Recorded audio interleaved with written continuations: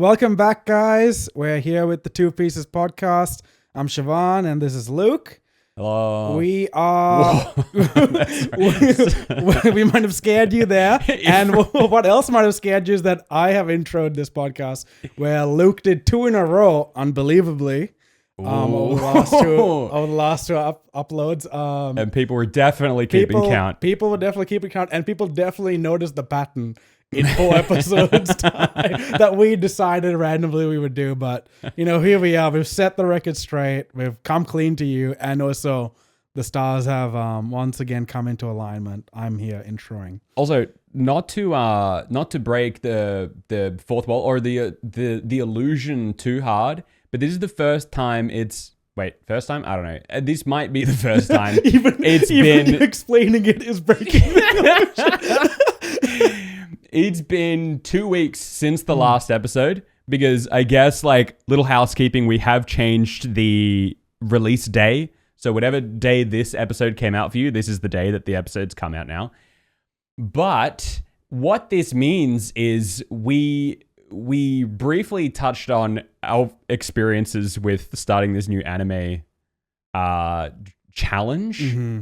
In the last episode. It's a challenge. But it's actually been 2 weeks since then. So we have thoughts on the current anime season. Yeah, boy, challenge is just such a good word. I have actually been fighting as well, messaging you about oh my God, because we'll talk about it on the podcast. But we had 2 weeks of thoughts that have just been building up. So wait, because we haven't actually talked about it.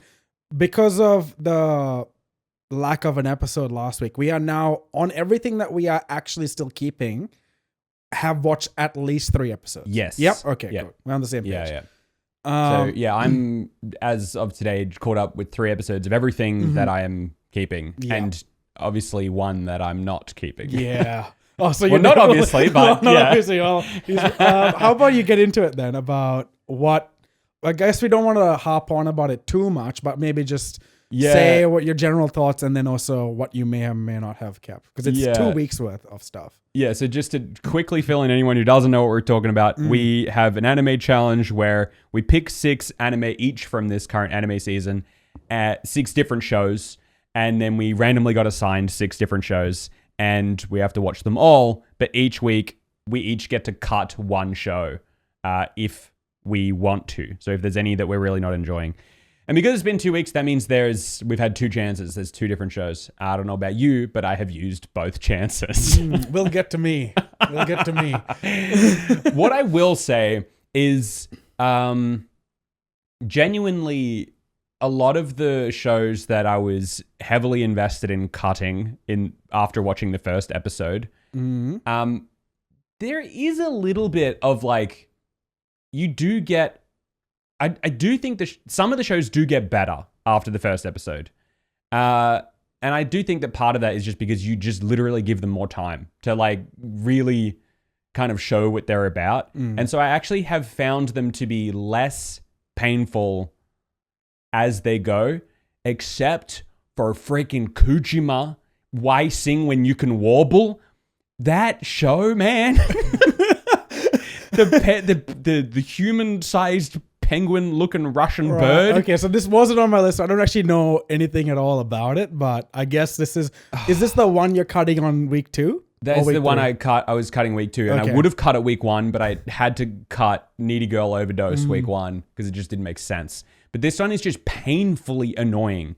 It is just this Russian bird, it's kind of the size of a human, and he's just annoying. He just lives with this Japanese family, and he wants to experience Japan and Japanese food. And he speaks like this. He's like, "Konnichiwa, konnichiwa, Kujima desu." And that's what he sounds like. It is. I just cannot handle it. 2 episodes of that was sheer pain. Feel for you. I was watching this. I think he's supposed to be cute. I think it's supposed to be cute, but it's not cute. If anything, it's just scary. And it's just so painful to watch. And I could not figure out who is this for. Maybe kids, genuine children might get behind it. I could imagine it being on after school cartoons sort of thing.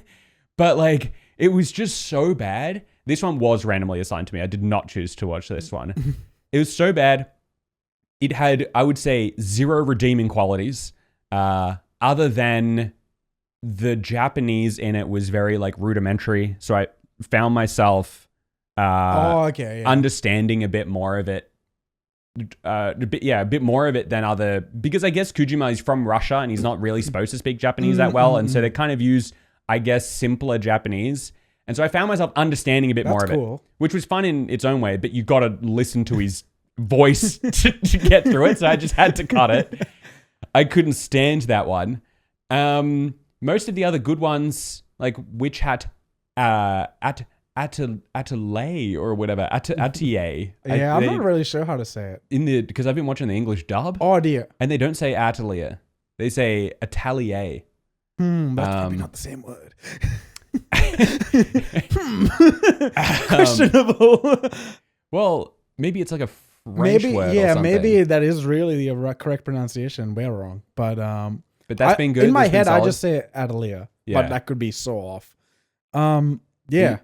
You've been liking it? I have been liking it, but it's still at parts that I have read. So yeah. Like my engagement levels are still kind of low because I'm just watching it and I do kind of zone out every now and then to like get on Instagram or whatever. But I know that once it gets, I think maybe episode 9 or 10, I'm guessing is where it'll get past where I have read.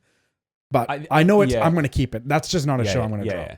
I think that one and the Daemons of the Shadow Realm or whatever. Yeah. I think those two are the shows that people will actually watch from this season. And obviously then there's other shows based on what people like what you're into. But I think those are like the ones. The two big ones. And unfortunately, based on the way this like hurdles challenge is going, they'll also be the shows we talk about the least because we're going to be talking about all of the pain we're going through the most. Okay. What did you go through in week 3? So I finished week 3 today and I had to make a decision. And I would say that at this point, for me, Needy Girl Overdose and Wobble. And Kojima, I think those two were the by far the most painful shows. And then the rest, it's just about whether it's interesting or whether it's bland or whatever. And so this was the first time I actually kind of had to make a decision. I knew I wanted to cut something because there's plenty that's just sort of mid. But at least this time I wasn't deciding between terrible and terrible. My choice wasn't super obvious. But what I found, just through pure chance, there are 4... I think it's at least 4 shows that all feel like the same show. It's all just someone in school, back in time, or there's there's always these 2 girls. There's at least 3. I think it might be 4 shows that I'm watching where there are these 2 girls that are kind of taken an interest in one guy, and the show I ended up having to cut, which is, what's his name? Butter or whatever his name is. New Life Plus or something. Okay, this is not on my list. So he goes back into, I think I chose this one. He goes back in time, he wakes up in his high school body and he redoes his life. And then he, surprise, makes friends with the popular group. And I had to cut this one simply because there's these 2 girls, and they are identical to the 2 girls in the gal one. Well, they're similar to that one, but then they're also identical to the what's it? I made friends with the second prettiest. Oh yeah, god damn. The character designs alone of those 2 girls in the second prettiest show, yeah. The character designs of those 2 girls are identical to this other one. Okay, and I'm getting confused watching them both. And this one is definitely the more boring one, so I decided to cut that one. So that one's gone. The new Life Plus, whatever that one is, I've cut that one pretty much because it was just cookie cutter, the exact same.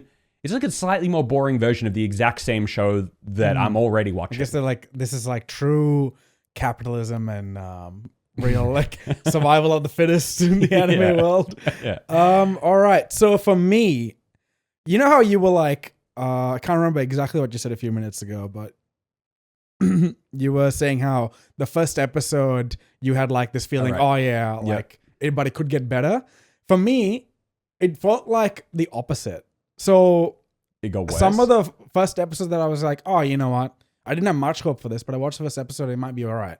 Yeah. Because I cut that confession war thing. I can't even remember the name of it was in the first week because it made me feel like just stupider for watching it. Yeah. Because it was It was really just badly done in terms of there was nothing else other than them confessing to each other. There was no actual mind games in how they try to get each other to react. It was just blurted out. Yeah. Nothing special about it. Whereas like, because what I said in that previous episode when we were talking about it was, Kaguya-sama had the same premise, but it was like really well thought out mind games that they played with each other. Which I guess like is a good version, like what you were talking about with this Hachiban-san or whatever. Yeah. I don't know if you've heard of Real Life. Real Life. It's like the like the salaryman goes back in time to his first season when that came out, and then recently, like only a few months ago, I started reading it. That's like I guess that exact concept, but like a very popular version of it. Yeah. Anyways. There's a few, right, on this chopping block or this future chopping block because I can only, I can only satiate my need to rid myself of these things one at a time. And there are, Second Prettiest Girl. It just has to go at some point. Yeah, it's gonna go for me as well. Then Barbarian Princess. Barbarian gets abducted by. Sorry, no, Princess. I can imagine. Princess Knight gets abducted by Barbarian, and then. Snowball Earth and Gals Aren't Kind to Otaku. So these four... You're going to drop that one? Eventually. Because I'll get into it, right? These four are all like... I just know that there's nothing like there for me in the end, but not so boring that I'm just going to drop it because like there's worse stuff out there. But none of them are what I dropped in week 2. What I dropped in week 2, even though I wanted to drop one of those other ones, was just for the sake of me watching this stuff. Yeah. It's this thing called Kinokami Girls. It's about this group of priestesses that like they got left by their mom who's a god, and now they're living in this priest house, like making rice or something, right? But it's just unfortunate it was dropped for me. Picked for me because it's not really an anime, and it's more of an infomercial.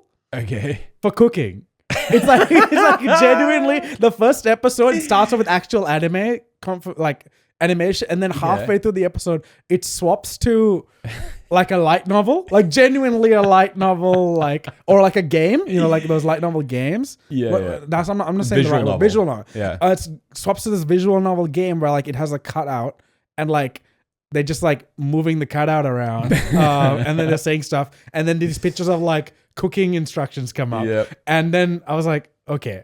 Is this really what it's going to be?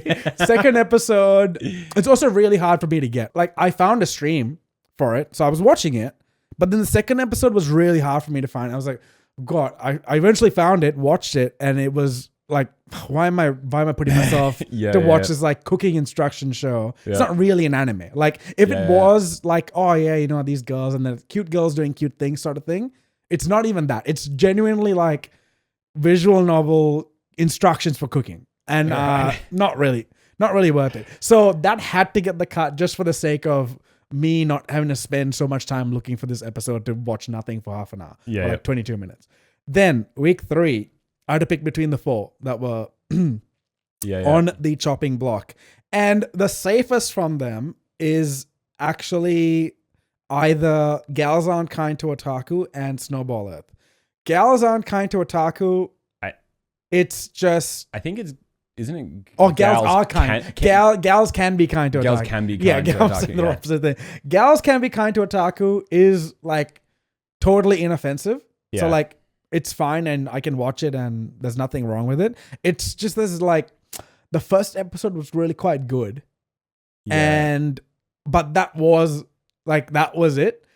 For me, I was like, oh, I got it. Like I got it and I'm happy. I'm like already satisfied with this entire premise. Like, yeah, they can actually be kind. And that's all right. And like, and then they just keep being kind. Yeah, they just keep being kind. There's like little things about it, like not like if it was just boring, yeah, I could push through it for the sake of like, us watching these things. But there are things that irk me about it. Like every time the tan girl whispers, I get so angry. I'm like, stop whispering in his ear.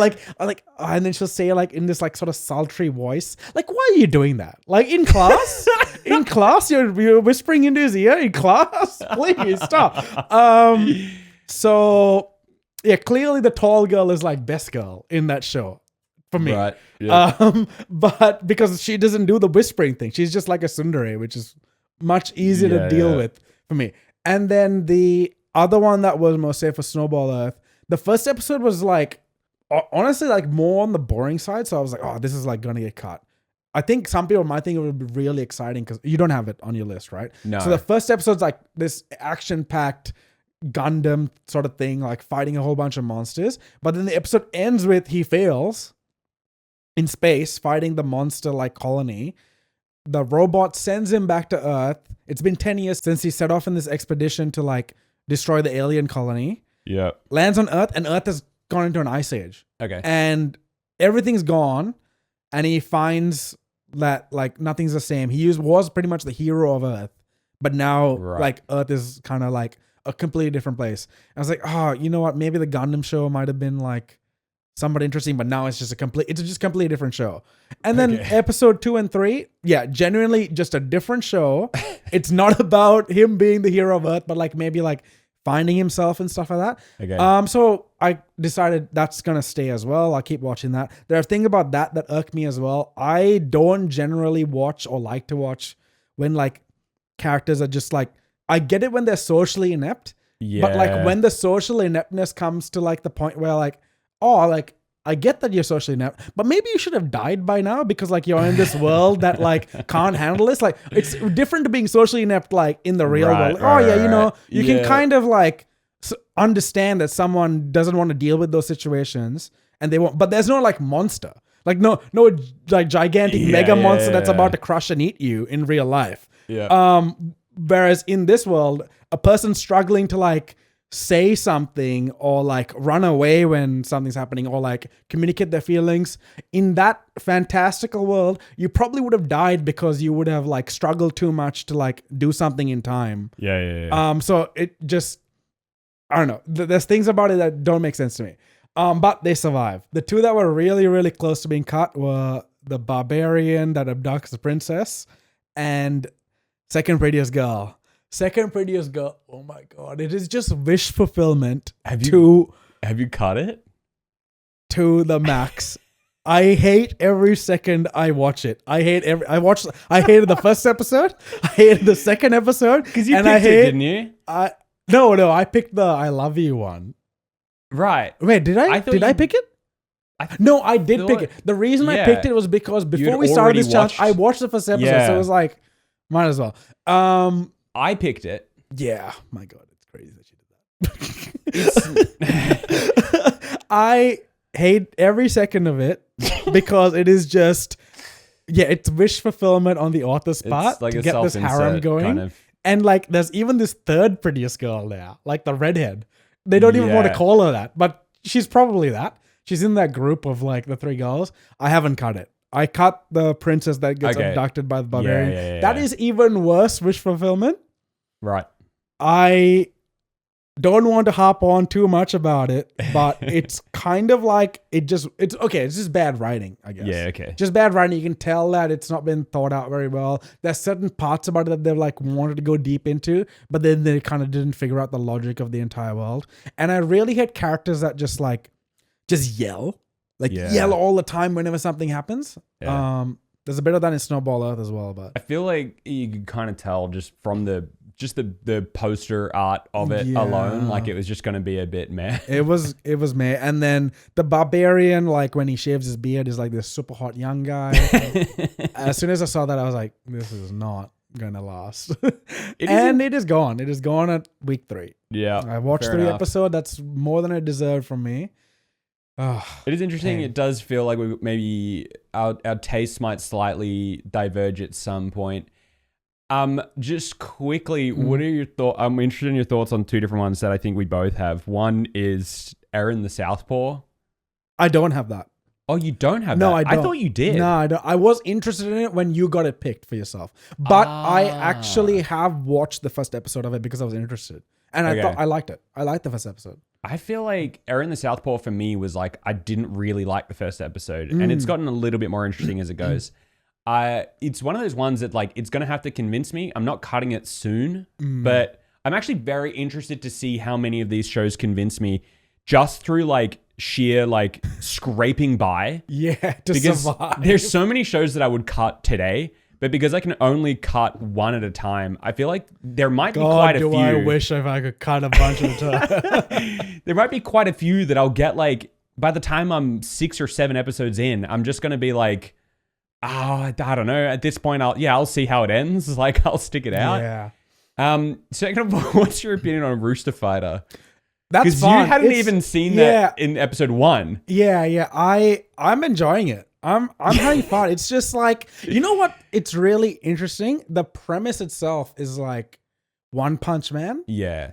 Based on like the monsters becoming things from like the curses and stuff. And I'm genuinely interested in like the main bad guy monster. I'm like, damn, this guy's kind of tough. Like, and Rooster Fighter's got to fight him. And so there's like this power system with his yell, and then the sister has a power as well. Yeah. Dude, it's cool. I don't know. I'm enjoying it. Rooster Fighter.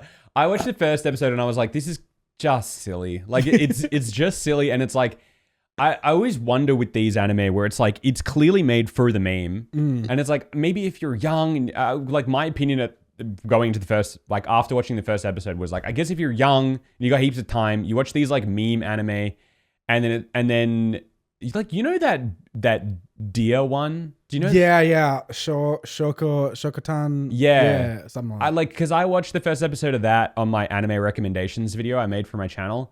And I remember watching that and being like, yeah, but like, who's watching this? Like, why? Like, I get it. Like, it's kind of its own meme and everything. But then, like, why are you spending time with this? But Rooster Fighter, it's like, I think Rooster Fighter is going to be one of those ones that wins me over by the time I get around to cutting it. Yeah. Because it's like, because it's so unserious, like, obviously.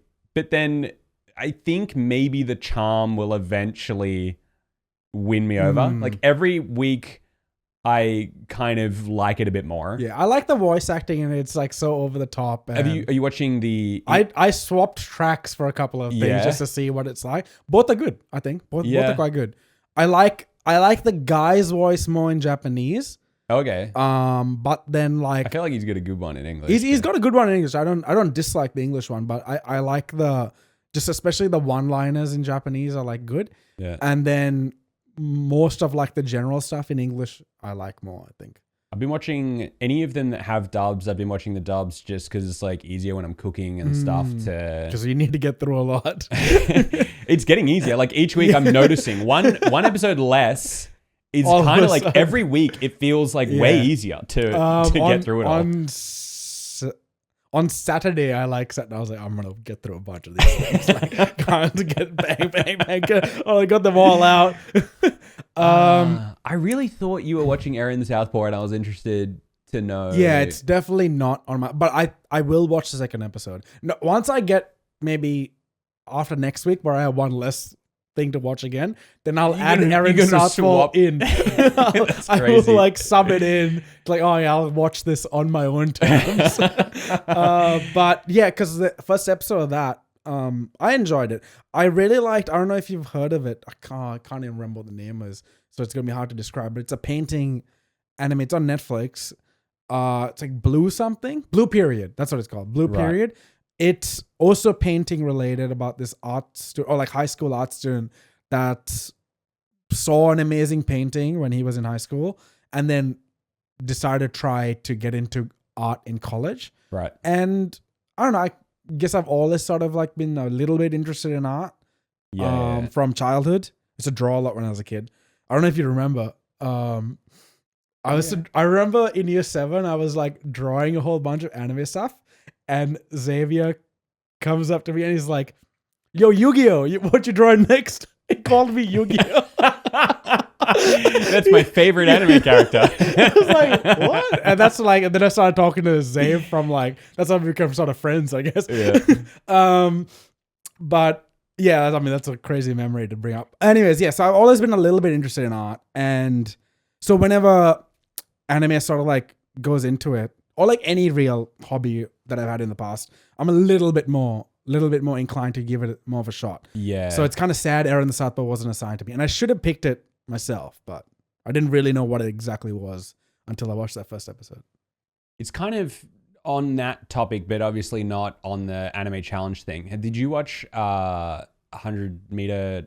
Yes, that movie's called? That is so good. That's so good. I that might be like one of the best movies I watched this year.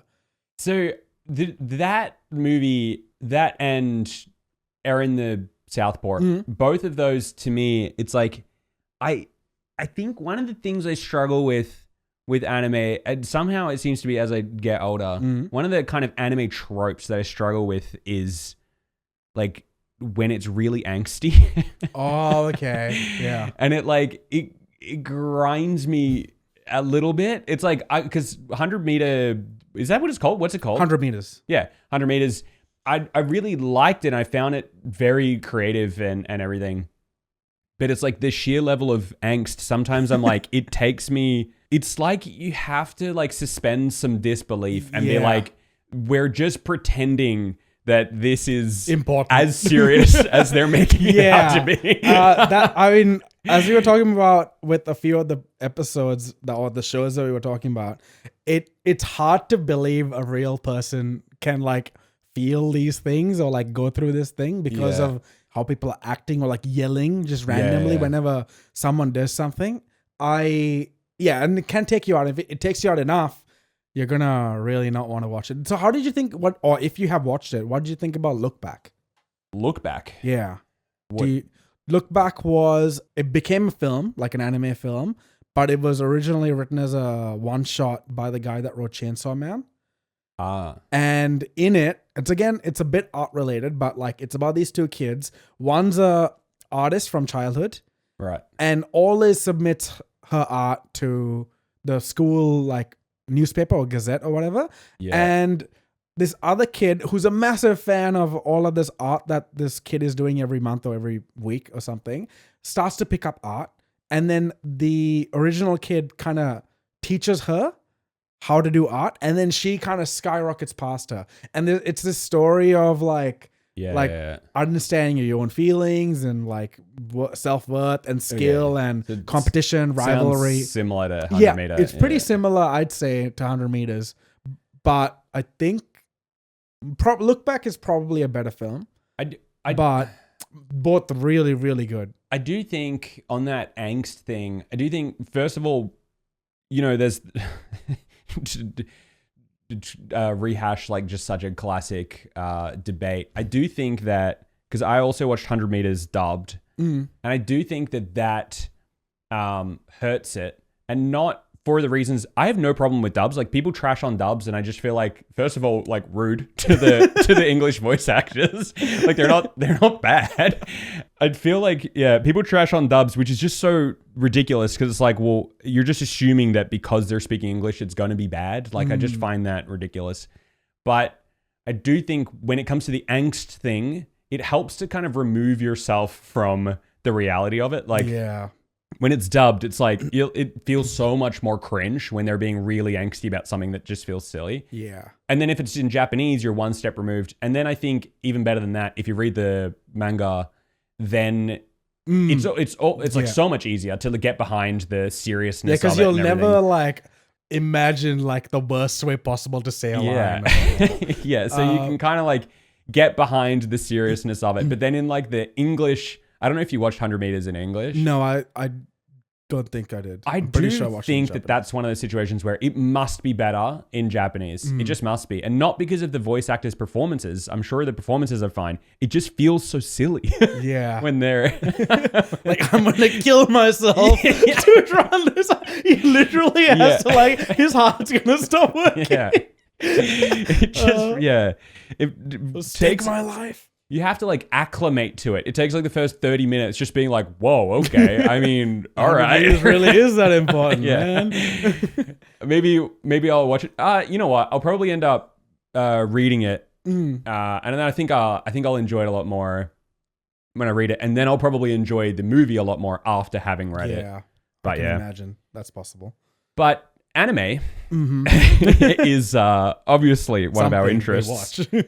One of our interests. And so we thought it could be interesting to go over our various hobbies over the years, over our lives, actually, because we're both very hobby people.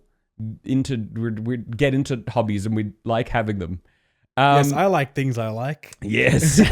Do you like things that you like? Some people just don't really have hobbies, or their hobbies are like I hate the things I like. some people just don't really have that many things that they like. And on that note, we haven't really discussed what we even classify as a hobby. I think it's worth like us talking about it just briefly because we didn't really have any chit chat before this about what we would talk about. We're just kind of like, look, we've been talking for like 30 minutes now, and we haven't even touched on what we were like thinking about. We're just talking about anime this whole time. So, I mean, the way I look at it, I mean, there's hobbies, right? Things that you actually genuinely cast as hobbies, like maybe it's painting or whatever. But then there's, I think, like before something becomes a hobby, it's just like your interest. Yeah. Like, oh, like it's like if you have the opportunity to do it, like someone asks you to, oh, let's come play tennis. You'd be like, yeah, I'll come play tennis. I kind of want to play tennis. Yeah. And then if it's a hobby of yours, then you're the person that's like, every week it's kind of like something you want to do. Maybe you're the person asking someone to come play tennis. And then if it's past becoming a hobby, I'd classify it as a lifestyle where you don't even think about it being part of your week. It just is part of your week. Like, oh, on Thursday, I play tennis every week. It's just whether I like to or not, I just do it. It's like so normal for me. Yeah. Even on a good day or a bad day, I'll just drag myself there and play tennis. And that's like what I'd classify as a lifestyle where it kind of goes beyond I'm doing this for fun or enjoyment. It's like, no, I'm doing this because it's who I am. It's like how you were like, I need to search when Japan's borders open. It's who I am. Well, I've written a list of my hobbies over the years, and I would say my like asterisk is hobbies / deep interests. I think part of that is because one of the hobbies, I guess you could call it that I haven't written down is I love researching things.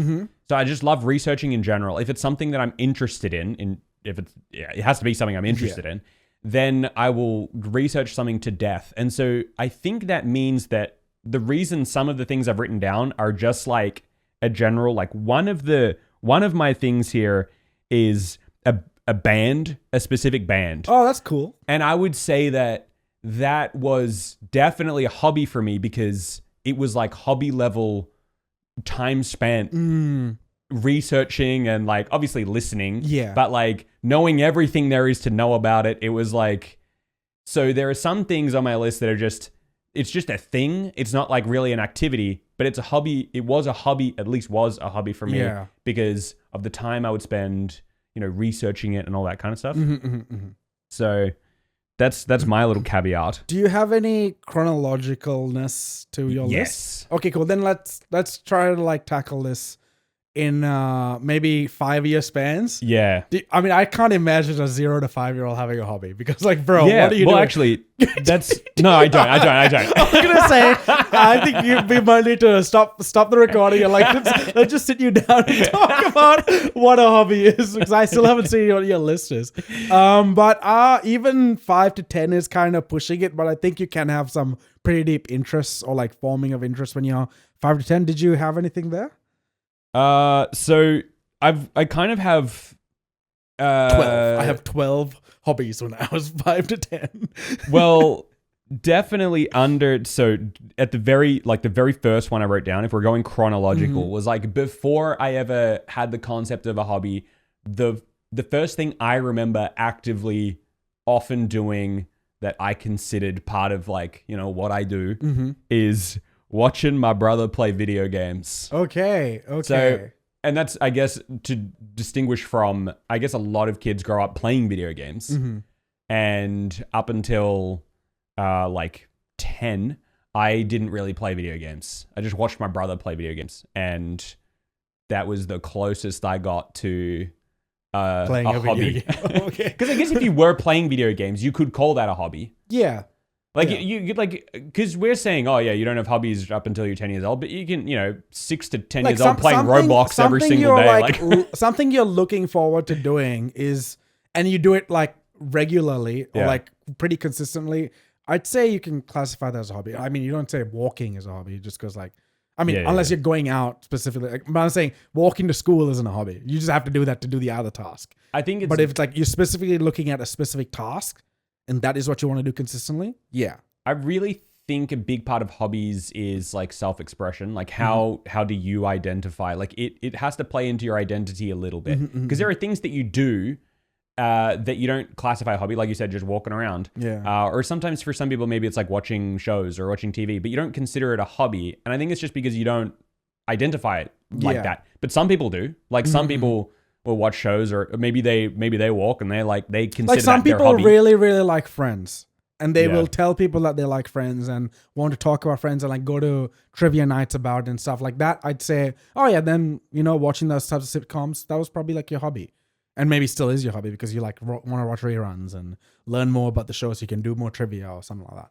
I reckon a huge contributor to that, I guess it's not I guess it doesn't have to be a thing, but I feel like a huge contributor to what can make a hobby is, first of all, whether there is a community aspect to it, and then whether you engage in that community aspect to it. Because like it always comes up, the distinction between like, why do people consider watching anime a hobby but not watching Netflix? And I feel like it comes down to the fact that there is an anime community and you feel like you are actively partaking. You're like being involved in that community. Because there's all this discussion in it. Yeah. There's like culture, there's subgroups. There's some, that's worth mentioning. Well, on that note, with watching things, my first thing I can classify as a hobby would be cartoons. It's not just, I came home to watch the 5 p.m. cartoons. I was obsessed with cartoons. I would come home from school around, because I like in Sri Lanka, I lived pretty far away from my school. So I'd only get home by 5. Yeah. And TV's on and I'm watching till basically 9 p.m. from 5. And then I'm forced to have dinner. In Sri Lanka, dinner is 9 p.m. Like it's pretty late. But then I'm forced to have dinner. Then I go back and I watch TV until I'm forced to go to sleep by my parents. It was just Cartoon Network for hours and hours and hours, and then maybe Nickelodeon if like a good show wasn't on. Were you like familiar with the episode numbers? I wouldn't say so because I don't think I had the access to that information, but because I watched every day, I watched everything kind of in a row. Yeah. So like even without it, I would have been watching everything in a row. But like I was so entrenched in it that I would notice when the show restarted. And every time it restarted again, I'd know what episode would get up to, and then it restarts. It happens so much in Dragon Ball. Oh my God. It'd get up to like right before Piccolo fights third form Frieza on Namek, and then bang. Straight back to the start of Dragon Ball Z. It's like, I can't believe I have to watch this again. But yeah, so the community part of that was me going to school and then talking with my friends all day, anytime we could about it. And we were talking about Teen Titans all the time, Transformers cartoons, Armada, Energon, Cybertron, Codename Kids Next Door, like, and then like the anime or anime-esque cartoons. Like, well, I guess Teen Titans is one of the big ones from back then that was like copying that style. But then there was the Toonami shows as well. Yu-Gi-Oh!, Dragon Ball, whatever else was really on. Yeah. I I mean, these are some of the best times of my life because I had like zero consequences, no responsibility, just watching these shows and having the best time ever. Nothing can go wrong. And yeah, I mean, I'm getting nostalgic thinking about like how great those times are just watching cartoons. And yeah, I would disregard other things to do it. Like I also I didn't really put down soccer for my hobby in this age range. Right. Of 5 to 10 because I did play soccer back then, but I would look for opportunities to skip it. In order to watch cartoons. So yeah, I'd say the first hobby I'd put down here is watching cartoons. Did you watch Pokemon? I did watch Pokemon. This was the start of me watching Pokemon as well. So my next one, and I would say the first like active hobby that I had was playing Pokemon Crystal on Game Boy Color, because so when I was 10, I lived in Finland for a year, and I remember for Christmas before that, I got a Game Boy Color for Christmas, and like the Game Boy Advance and stuff was already out at that point, but I don't know if this was just us being poor or whether it's just kind of not pre-internet, but pre-addicted to the internet era where like I didn't feel like it didn't used to matter whether you had the current generation. I really don't think it did because like I remember even when I moved here on the bus home, people had Game Boy Advance, Game Boy Advance SP, and Game Boy Color. Yeah. And just on the everyone was just playing a different one. Yeah. It didn't really matter. I think it was until like the DS and then people playing Mario Kart together that it mattered which one you had because obviously you need the same thing to be able to play the same game at the same time. But before that, before the connectivity, no one really cared which one you had. Yeah. So I got a Game Boy Color for Christmas, and then we went to Finland, and my second cousins in Finland had Game Boy Advances, and so they didn't play their Game Boy Color games anymore, and they lent us their Pokemon games. And so I was lent Pokemon Crystal, my brother was lent Pokemon Silver, and so I had for the year Pokemon Crystal, and I grinded it. And then at the end of the year, I had to give it back. Oh, no. It's so sad. So for 1 year of my life, I can clearly bookend this. For 1 year of my life, my hobby was Pokemon Crystal. That's pretty funny. Played that so much. Okay. Then for me with games, I'd say also like the higher ages, like 9, 10-ish, was when I got really, really into playing games. I did have a PlayStation 1. Can't really remember anything about playing games on that, to be honest. Crash Bandicoot? No, I didn't have Crash. I had a Street Fighter. Yeah. I played that a lot. I can't really remember much about it other than that. And probably Duck Hunt on it. No, that was probably on Nintendo. Yeah. I had a GameCube. Okay. I had a GameCube. Fancy. Can't remember anything about it either. The first console I remember actually like, I'm going to dedicate my life to this, is PlayStation 2. Yeah. And I did have a bunch of games on it, but there's only really 2 that like started to take up time and like worried my parents. Yeah. And it was one, just FIFAs over and over. Yeah. And then Dragon Ball. Oh, no. Okay. Dragon Ball Z Budokai Tenkaichi. Dragon Ball Z Budokai Tenkaichi is phenomenal as a game. It's so good that I struggle to rank 1, 2, and 3 against each other. I know that 3 is incredible for the crazy character count, but there's just so much nostalgia attached to 1 where I just remember like, when you're in the character select screen, you have to pick the right character because you can't transform in Budokai Tenkaichi 1. Tenkaichi 2 introduced transformations, and then Tenkaichi 2 changed the way the story campaigns work because then it does short snippets. Whereas Tenkaichi 1, you do the entirety of Dragon Ball Z and GT. It's crazy that they did that. You got the entire anime in the game. It's wild. I mean, Budokai 3 lets you do that as well. But anyways, and then Tenkaichi 3 is just crazy because it's Tenkaichi 3. So good. I think it's like got its own like aura to it because of the amount of characters. And then Tenkaichi 3 also had the What If. It's just sad that we didn't keep getting games like that. Now they've done the new one. They did which Kakarot, came out, which was the story of Dragon Ball. Yeah, but I think the fun part Dragon Ball of Z. the game was the actual gameplay as well, Yeah. which I think Kakarot missed out on. Like a lot of Dragon Ball's games have missed out on. The newest one, Sparking Zero, has similar gameplay. I played it. I mean, I bought it and I played it a bit, but there's something missing. Maybe it's the fact that I don't have the time to invest all that time into playing the game. But yeah, Dragon Ball games, those ones. I played Budokai 3 a lot as well, but it never like came close to the Tenkaichis. That and FIFA. When I got to FIFA 07, I stopped playing all the FIFAs after it. I just played FIFA 07 every year. I played FIFA 07 every year till 2015 until I bought 2014 until I bought FIFA 15. I played FIFA 15 for 1 year and I stopped playing FIFA. I was like, that's the last FIFA I'm playing. I'm not playing anymore. Because FIFA 07 was so good.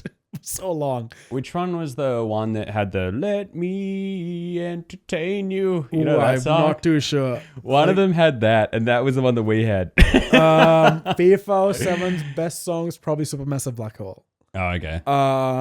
What? I thought that was a Twilight song. Yeah, it is. Just like Decode. Didn't Muse just start when Twilight came out? So yeah, that is my gaming hobby when I was a kid there. Yeah. Did you have any more? I actually played that game. Oh, actually, let's add one more game to that. Pokemon Emerald.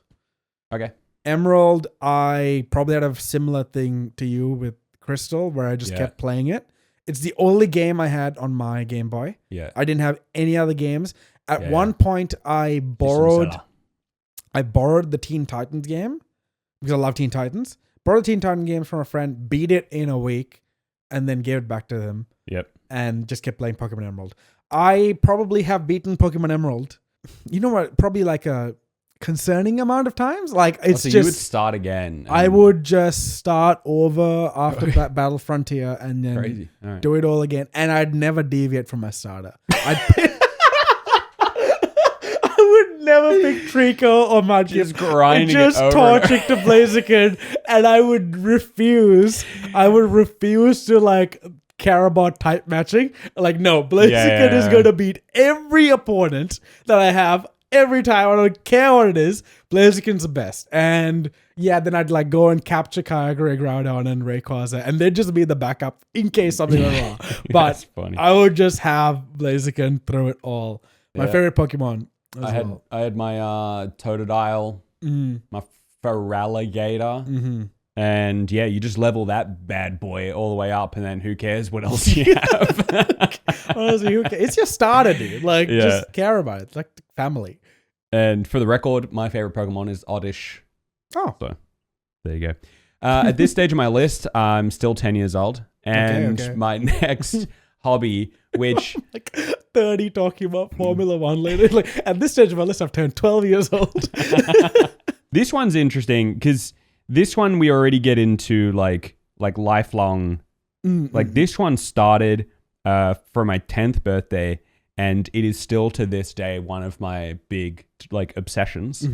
In Finland, for my 10th birthday, I got 50 euros to buy. That's like $400 here. No, it's not.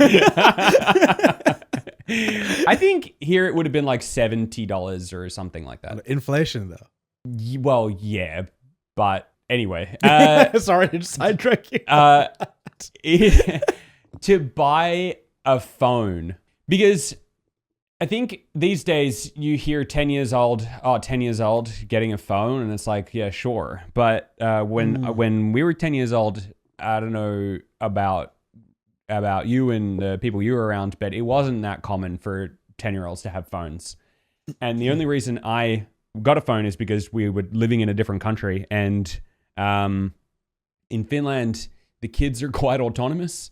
They kind of go around town on their own, and so for that, most of them had phones so that they could call their parents and stuff if they had to. And because I was kind of assimilating into the culture, I was allowed to buy my own phone.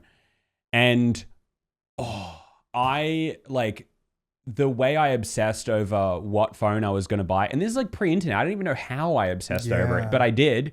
Like I would go to the Prisma, which is the shopping center, and I would go to like the shop that sold the secondhand phones, and I would look them all, and I'd like memorize which ones were what prices, and I would like deliberate over it before we would be able to, because we lived like a while away from the shopping center, and so like I would think about it before the next time, and then like if I could just scrounge up an extra €10, I could get the one with the color screen, but I couldn't get the extra €10, so I had to get the old Nokia with the no color screen. But I loved that thing, and I've been obsessed with phones ever since. The number of phones I've been through is absolutely wild. Someone asked me today on stream whether I'm like an iPhone or Android guy, and that's a whole different discussion. But I was like, well, recently, for a long time now, I've been Android, but recently it's been an easy answer because, you know, they fold. Like Android, I like the foldables. I think that's cool. And I've had foldables since the first Galaxy Fold. And I was counting. I was like, I've had 5 different foldables, which is crazy because it's like they've not been out for that long. Yeah. Usually, I mean, with phones, you'd expect it to have like a 3-year lifespan or more. Yeah, I don't keep my phones for 3 years. I've had my current Pixel Fold for maybe a couple years, and that's like the longest ever because I've just really liked this phone and just haven't felt the need to upgrade. I will be changing phones soon. But anyway, I just love phones. I love the tech in it, and it started at 10 years old. So that's a big one. That's neat. And I guess that's another like a good thing to mention because that carries on through to now because with the stuff I mentioned before, playing Dragon Ball, playing Pokemon, watching cartoons, some of that's kind of like faded away. I don't play the Dragon Ball games anymore. I still love Dragon Ball as a franchise, and playing FIFA. I don't play FIFA at all anymore. And watching cartoons, I romanticize watching cartoons, but I never have the time to watch it. We just spent the first 30 minutes of this podcast talking about the cartoons. Yeah, so it's a bit. Yeah, I guess it's a bit different. But I have actually tried to rewatch the old Transformers Armada cartoon. Oh man, I watched like the first 6 episodes on Prime. Yeah. Oh, I loved it. It's so good. It holds up so well. I always thought Transformers were so lame. Dude, just give it a shot. I think, there's a lameness to it, but it's got like that whole like the same vibe that early Yu-Gi-Oh! English dub had of like they've just got these voice actors and they're doing every show. They're literally doing every single show. So you can almost recognize them, but it's just, I don't know. Cartoons, they're not the same anymore. There's just something about Transformers. It's so, and also the toys were so great. Like literally, how cool is it? A Transformer having a Transformer. Like toys that don't do that anymore. Yeah, Beyblades are cool as well. I love Beyblade, the cartoon on the anime. But like it's so much smaller. Like when you think about if you bought the Unicron Transformer, it is like that big, and it's like this like demon robot, and it turns into a ball, like a planet. Like how did they do that? Like it's so cool. Anyways, yeah. Do you have any from like 10 to 12? 10 to 12, I think, is where I started taking soccer a little bit more seriously. Okay. So yeah, I'd say I'd class it as deep interest hobby where I would not just go to training like I was meant to, but I'd also like, you know what? On the days I don't have training, I'd go to the backyard and just juggle the ball or like keep kicking it against a wall to like practice my handling and stuff like that. So I started taking soccer pretty seriously. That was probably like 11-ish. And then 11 is also when I moved to Australia. So started doing that and then came here and started joining a team and stuff like that. But that's something that lasted basically till I was 18. So for a long time, not 18, 19. For a long time, from about 11 years old, soccer became a big part of my life. I was playing beforehand, but at that point, like I said earlier, it was more of just like a light interest, just playing it because my cousins played it, and I just wanted to have fun, doing some kind of sport. Anything else in that time? probably nothing I'd say was deep. Everything else was just like casually watching things or reading things. I wouldn't call myself a reader at that point. I was just kind of reading any spare books my sister had. I'd like read Harry Potter up till number 4 back then. I read the series called Del Toro Quest. I may have mentioned it in the podcast before. Yeah, I remember you mentioned it. And then other works by that author when they came out. But no, nothing else that I would class as something truly like I was getting obsessed with back then. Well, after phones, at some point in the next couple years, I got a computer. Not connected to the internet, but just a computer. It would have been an old like school computer because my dad worked at the school and he would sometimes get the old like the stuff that they were throwing away. And I got really into computers. I would say that's another one that's stuck. I still really like computers. Big into computers. Hacker man. But as a kid, I loved it. It wasn't connected to the internet, so it's like, what do you even do? But I did stuff. Dude, kids don't know how easy they have it right now. I remember having a computer in my room back in Sri Lanka. Obviously not connected to the internet. It was just like my dad's old computer. Yeah. And he just put it into my room, and all I would do on it day after day was just use paint. Yeah. Just paint. Did the same thing every time. Just draw a random bunch of squiggly lines, pick the fill paint button, and then just like color it in. I remember doing that. It was just that over. And then eventually I got like a CD from my cousin that had a bunch of music, and I was like, all it is just play Linkin Park and Green Day songs over and over and over, and then go on paint. Yeah. And I think it might have had Minesweeper on it as well. I never knew how to play Minesweeper. I just click on it, try to figure out. It was a pattern, I couldn't figure it out. But yeah, kids do not know how easy they have with the internet. Finding fun. I would play paint. My dad's computer paint is so funny. That's what we did. My dad's computer had Paint Shop Pro on it, which at the time was a Photoshop competitor. Okay. And I remember fiddling around in that, which has paid off because now I use Photoshop every day for my job. But it had this one tool I remember being obsessed with as a kid, which was like, it was a brush, but it would paint it was like a 3D glob brush. And it would take like so long. Like you would swiggle like this, and then you'd have to wait like 2 minutes for it to slowly draw across the screen because the graphics, computers were slow. And so it would take ages. But I just remember being obsessed with this blue glob brush. Absolutely loved it. I can't relate. I just got no idea what it is that you're talking about, but it's cool. But one thing I would do is I would go onto my dad's computer, the one that was connected to dial-up internet, and sometimes we'd get some time to, browse the internet, and I would find like essentially like malware. Like I would just find whatever like free programs I could find that just did stupid stuff, like would change your cursors or would give you like a Mac dock, even though you have a PC and stuff like that. And I would download all this stuff and put them onto floppy disks to transfer over to my computer, my offline computer. So my offline computer was riddled with random installs of stuff, even though it wasn't connected to the internet. But anyway, my next hobby was around this age. I got into acting. I would do plays with my friends at school. And I'm pretty sure maybe you would have been roped into a play or two. I reckon I probably was. I remember like you taking me off like during recess or lunch to like practice like lines and stuff during recess and lunch. But I don't remember if I ever performed anything. Maybe I did, but I remember practicing for sure. Yeah. You dragging me to do something like that. It was definitely like my big hobby at the time was like with my friends, we would like, I would kind of script plays and then we would practice them at recess and lunch. And then hopefully we would perform them to the class if a teacher would indulge me. Did that for a few years. Because you eventually went to did drama, right?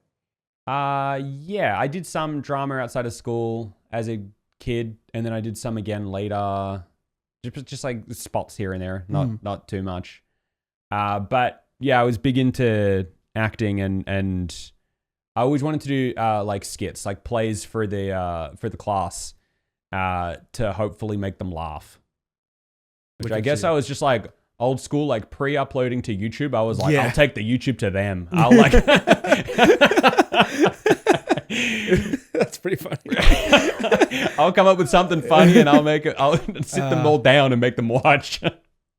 I mean, yeah, I can imagine myself being happy to do it because I did enjoy making like random videos and stuff like that. I mean, I remember we definitely did some stuff like that for Humanities or something. We made some videos.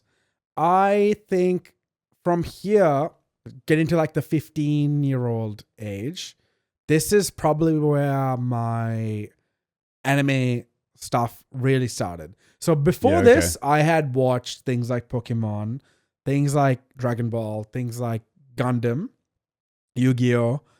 Casually. It was on TV. I'd watch it. Dragon Ball I watched like way more seriously than, and Pokemon way more seriously than like other shows, but I didn't class it as anime. I didn't think of it as like a larger piece of the zeitgeist. It was just a show and I watched it. So I was a fan of those things, but not of anime. Then in the 15-year-old time was when I can't remember what channel it was, but a TV channel was on and it actually like kind of had this sort of like anime section of time where like for 2 hours it played it. It wasn't Cartoon Network. It was like a random channel on TV that I just happened to come across. And I like kind of learnt there that, it's anime. Like this is a thing and it's from Japan. Didn't even connect the idea that it's from Japan before this. Yeah. And I don't really remember what the shows were on that day that I found it. But from then on, I started to like look for time to Google it and find shows and just watch whatever I could get my hands on. And this is where I kind of went through like the classics and stuff. So I did my time with Eva. I did my time with Samurai Champloo, Cowboy Bebop, all that early stuff. Didn't get it. Not going to act like I was some special 15-year-old. I watched those shows because that back then the internet was like, just as it is now, people like putting those shows up on a pedestal. But back then, there was nothing to argue against it. Like, it's just, those are the good shows. And no one had anything to say no to that. It was just, those are the good shows. Everyone needs to watch it. So I went and found them and I watched them. Some of them I watched on the internet. Some of them, it was quite easy to just find it at DVD rental stores and stuff as well. So borrowed from DVD rental stores, watched them. Yeah, so that was the start of the anime hobby, and that has carried through till today. Maybe by the end of this challenge, it might end. What what year in school are we 15 years old? Because like, I don't know how old I was during probably you're right. For me, I'm a year older than you though. Okay. No, I'm not. I'm like 5 months older than you. Yeah. So with all right, I'll speed run myself up to 15. I got one more in this block. Significant one here. Started watching YouTube. I started watching YouTube very early, like earlier than most. Not in terms of age, but because I'm assuming the kids these days they start their Cocomelon, like they're beating me with that. Yeah, because now it's like a form of like entertainment, actual entertainment that parents would put on. Yeah, I started watching YouTube really only a couple years after it even existed, and I watched all of the original YouTubers. I watched Onision, which is crazy, and then many years later, I would go on to make videos about how ridiculous he is. But I remember being interested in back then it was just like, I like YouTube because there were 50 people doing it, and so you could just know all of them and kind of keep up with everything that was going on. And so I was big into YouTube. That didn't stop. I never kind of got over that. I always liked watching YouTube. I started making movies with my friends. So the acting and the plays thing kind of evolved into making movies with my friends. That came from, I remember when I lived in Finland, a family friend, a kid my age, he had a digital camera and it could record videos, and I was obsessed with that idea. I was like, that thing can you can what? And you can make whatever you want. As soon as I had the money, I bought myself a Kodak C300 or something like that, and it recorded in like 240p and with no sound, didn't record sound. But I used to make movies with my friends with that, and that was like my whole life. Like I existed to make movies. Okay. I would whenever I caught up with friends, I'd go to their house or they would come to mine. It was just like it wasn't even a discussion. It was like, well, we're making a movie. So like, what's today's movie? And so we would try like get the footage recorded in the time that we had, and then I would edit it in my own time. Which is like essentially what we're doing right now. We're just like we're catching up, and I'm like, all right. What have you recorded? No matter what, there's a camera always on. I've always been hustling my friends for recording footage.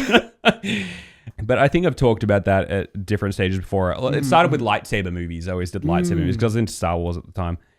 Relient K. I was big into Relient K, the band. I remember this. I was huge into Relient K. I had like this weird like savant level knowledge of them where like me and Luke, you know Luke. Yeah, I know Luke. I remember because he kind of liked Relient K as well, and I remember being like, "Oh, someone likes Relient K," and then I would get him to be like, "All right, you play me the first 2 seconds of any Relient K song in their entire discography, and I'll tell you what song it is and what album it was on and what year it came out." I was obsessive. Relient K have this song called Gibberish, and the whole thing is in gibberish, and I can still recite the words to this day. It's like Arguus and Affinicate and Dunderford, Better Medic Costicated Intercerd. Anyway. Wow. So I was big into Relient K. You were really into them. Wow, damn, Yeah. that's cool. It's cool, though. For quite a while, I would say Forget and Not Slow Down was probably their last like good album. Anyway. Don't know what to say to that because I don't know enough about Relient K. Okay, so do you have any more from that exact era? Yeah. Yeah. Okay, you just keep your speed run going then. All right. I picked up harmonica because I wanted to learn an instrument. I learned harmonica. I learned how to play single notes and stuff. Like learning how to play a single note on harmonica is a task that you can learn in a day. And then learn how to play some songs on that. And then I was like, this is not a real instrument. So I started trying to learn piano. Okay. Started teaching myself piano. And I could still play piano. I have a piano out there because Cool. I still like playing it. But I've always been self-taught, and I'm very terrible at reading music. I can like learn songs through music, but I can't read it and play at the same time. So every song I know how to play on piano is through a like pure like muscle memory. And so I have to like relearn songs every time. Like they'll stay in my brain for a little while. Yeah. Anyway, huge one for me. I was really into, this is probably around year 7 would have been at my peak. I was really obsessed with parkour. I kind of remember this. Yeah. Year 6 and 7 actually. I was huge into it. I watched like every documentary about it. Your dumb tomato posters all over the place. No, he probably wasn't even a thing then. No. No, it was all Sebastian Foucault and David what's his name? They're the founders. Oh geez. Yeah, they like literally they came up with it. And I was obsessed. I got all my friends into it too, and we used to practice it and go outside and do parkour and obviously make parkour videos. Would make parkour videos. And at the time it was very cool. Like parkour was very cool. And I'm sure it's like it was. It was really We'll leave that there. I'm sorry. I'm not saying me doing it was cool. I'm saying it was cool. Let's move on. Yeah, but I used to, so for example, I used to not just go out and do parkour. I would every day go out and do what they called conditioning. So I would go and do conditioning like exercises and stuff. So not just the parkour movements, but I was essentially like working out to have the right kind of parkour muscles and stuff. Which was, I guess, my first ever like physical hobby. It was like my first ever like interest at all in anything related to sports. Anyway, do you want to? So the other thing that was in this like 10 to 15 range was Halo for me. Oh yeah. Halo was massive for me. When I got the Xbox 360, I got Halo 3 with it, and I had played Halo 1 and 2 when I was a kid, but just at my cousin's houses. Yeah. So, yeah, at some point when I was a kid, I had finished both of them, but never in a row, never like all the way through in one sitting. It was just like every other weekend I'd go to my cousins and play a mission and something like that. Playing with them as well in the mission together is not the same as like going through it by yourself. I get Halo 3. Yeah. I fell in love like with this game. I have played Halo 3 through so many times, over similar like Pokemon Emerald, just over and over and over. This was before I had Xbox Live as well. So all I did was just the campaign. Over and over and over. I just played Halo 3 on repeat. And look, I'm not kidding around. I'm devastatingly good at this game. And kind of like me with parkour, actually. And this translates to multiplayer as well. Eventually I got Xbox Live and I started playing Xbox Live. Became degenerate. I just played Halo 3 so much. The guys in our yellow that were like really into Xbox Live as well played COD 6 or Modern Warfare 2 a lot. Right. And yeah, I'd jump on and play Modern Warfare 2 with them when they wanted to. But this was just like, I'd play with them for 1 hour after I get home from school. And then like, look, I can't do this. I need to play Halo 3. So I just play Halo 3 by myself. Online, over and over and over. I was so good. Like, I'm not kidding. This is like bad. I was so good. My KD, I don't know how well this translates to like now, but my KD, just playing by myself in Team Slayer, was 4.93. Like, I was so good at this game.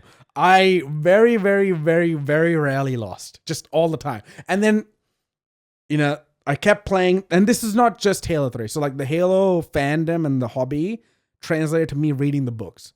So this is also kind of what got me back into reading. The Halo novels, read Halo Reach, Ghost of Onyx, Halo Fall of Reach, Ghost of Onyx, First Strike, Contact Harvest, all these like perennial books in the original Halo lore and fiction verse. I loved these books and I knew the Halo lore like back to front. Yep. I then went on to play the next Halo games as well, like Reach, and then 4 comes out. It's not very, very good, but still really liked Halo. Kept reading the books. Halo 5 comes out kind of more recently, I guess. I can't remember what year this came out. Maybe 18 or 19. That was really bad. And I kind of stopped reading at that point. And then Halo Infinite or Halo 6 comes out, and I had lost a lot of love for the franchise at this point. And this is not that long ago. This is probably 2022. Right. At this point, I'd say this is kind of like a hobby dies for me, which is very sad because I still really love the games. I recently did like a rerun of Halo 1 to 3 last year. Yeah. I just played all 3 of them in a row. Loved it. It was so fun. Halo 1 has like kind of gone up in my rankings of just how good a game it is. Yeah. And yeah, it's I guess like kind of how hobbies dies. I don't read the books anymore. When I see new announcements for books, I'm like kind of interested, but I know I'll never read it. No, don't have the time because I'm into other things now. And when a new game comes out, I know I'll play it, but it's not out of like an intense love for it. It's just, let's just see what they're doing with the franchise now, sort of thing. So Halo was genuinely huge for me. I wouldn't put COD 6 or Modern Warfare 2 in there. I did play it basically every day, but it was just the multiplayer and just for a short amount of time every day. There was no like a love. It was more like a way to hang out with your friends. So if I want to put hang out with my friends as a hobby, I'll put hang out with my friends as a hobby when I'm a school kid. Back to you. So ferrets. I also kind of remember this. Yeah. No, I mean, this is pre me actually getting a ferret. I became obsessed with the idea of getting one, and I learned everything there was to know about them. Mm-hmm. And I wanted one so bad. And so I spent so long researching them and everything. I made a whole PowerPoint and everything to show my mum as to why she should let me get a ferret. And she did not. So I pivoted to birds. And I got very into birds. I have above average bird knowledge at this point in my life, which is just a good thing to have. You know, when you see a bird, someone goes, oh, tell me about that one. And I go, yeah, I got some fun fact about that one. I still really like birds. Like, just in general, I don't own any, but I did own a lot of birds at the time. Some interesting types of birds. It felt like a Trump quote. Yeah. I own all the birds. Some interesting birds. I have the best birds. You love my birds, and you see the birds. So many birds in my house. Anyway, like, I had a lorikeet in my bedroom, and if people know anything about lorikeets, they're the ones that like screech. It's like a piercing. It's like a really high pitched piercing screech. My lorikeet, Albie, named after the racist dragon. That's a Flight of the Conchords reference. I loved Flight of the Conchords. Yeah, is that on your list? It's not actually on my list. You were really into it. it. Big into Flight of the Conchords and Mighty Boosh. That would have come with acting. Like, yeah. My lorikeet, Albie, was literally in a cage right next to my bed. And so I would wake up to the screeching of a lorikeet. But I liked birds. Anyway, I started posting to YouTube pretty young. So posting to YouTube became one of my hobbies. And I went through a bunch of different channels. My first ever channel was actually, I probably shouldn't say what the name is because people might find it. The channel doesn't exist anymore, but I'm sure usernames for like other forums and crap exist. And like, I don't know what's out there. I don't know what because I remember I was on like Tamagotchi forums and everything, trying to like pick up an online girlfriend. The things that could have happened, huh? You'd be in a very different place if you found your Tamagotchi girlfriend. So posting to YouTube, I started doing that. I went through a few different channels before ending up on my current one. Then I think I'm getting to roughly around 16. I'm still kind of in before that. Yep. So this is me with YouTube. I became a fan of watching YouTube. Yep. I had watched it earlier when like it was early days, but when I started really like, like finding creators that I loved, it was like Ryan Higa, and Smosh and stuff like that. So the big names back then that like dominated the entire site, I started just watching their videos, everything that came out. I still pretty much, Ryan Higa doesn't post anymore. Sadly, he does. He streams, but like his main video channel is pretty much gone. In terms of like new content since COVID. But I watched every single video he put. I even watched like. Do you remember when he did that YouTube competition, like to create like a new, like it was basically like a video creation competition that he did the first season of, like he created as the main host. And like one of the competitors from I think the first or second season became part of his crew, like that made videos. Anyways, so Did you watch like Parkours? They used to play this game on Higa TV on their second channel. Yeah, I mean, I watched different Parkours from Rooster Teeth. That's something I should talk. Oh, I totally forgot about this. Dude, okay, so not Rooster Teeth as a whole, but Red vs. Blue. Red vs. Blue. Or Machinima in general. This is like YouTube. Yeah. So YouTube, Machinima, Red vs. Blue. I was thinking mainly because of Halo. So like you just kind of when you start looking at anything Halo related, you find Red vs. Blue back then. Yeah. But I also like this other one called Arby and the Chief. I don't know if you've heard of it, but it was big back then. There were a couple of other big like Machinima back then. But Red vs. Blue was massive. And I think in terms of like talking about that kind of like fan created content, it should always be remembered as like a truly like monumental effort, and the effort and the time that must have been taken just to create the show and this entire storyline and everything else with it. It's just so cool. So I love Red vs. Blue, and I watched not every season, because like most things, like with Halo, I guess in general, as my love for Halo kind of died down, my need to watch Red vs. Blue died down. So I think there was 19 seasons, and I watched 16 of them. But the last 3, like 14, 15, 15, I like kind of struggled through. So I was just like, I'm not that interested in this anymore. But I did love it. I loved Red vs. Blue. And then because of that, I kind of got more interested in Rooster Teeth. Yeah. So I watched some of their other content that they made. And they also had like a park horse thing on it that they played Halo. They played Halo, and then they had to spell horse by completing challenges by completing parkour challenges within Halo, because they had the Forge mode. I don't know if you remember that kind of stuff. Forge mode is like a map creation tool where so you just create these ridiculous courses in Halo, and you have to try and finish it, and then you spell the letters out. The Ryan Higa version is him and their friends would just go to like a playground, and they would just like not being able to do any parkour. They would just like try to come up with some like silly thing to do, and then their friends would have to like get it.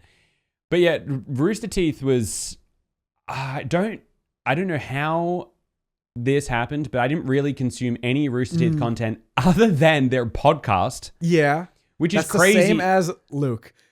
Okay. yeah. He was just into that. I mean, he liked Halo as well, but he was just into the podcast. And I was into the Red vs. Blue part of it. Yeah.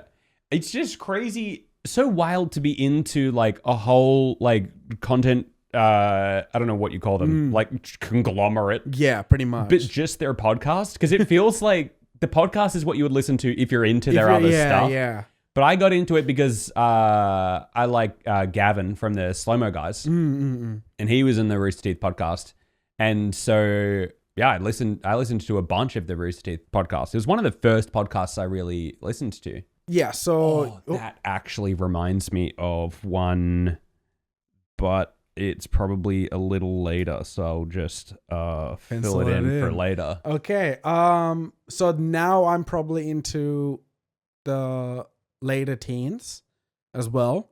I'm right there with you. And here I think my life got kind of more boring because I started to like really focus in on school. Yeah. So other than the hobbies I kind of kept up with, which was anime. Yep. And some light reading of the Halo novels whenever a new one came out, I kind of just stopped doing things that are fun. Oh, I'm playing soccer. So I was playing soccer as well through this time. Okay. So I was playing soccer and watching anime when I could and reading when I could, but nothing else was really going on because school took my top priority. And maybe this is also kind of where I started getting into science.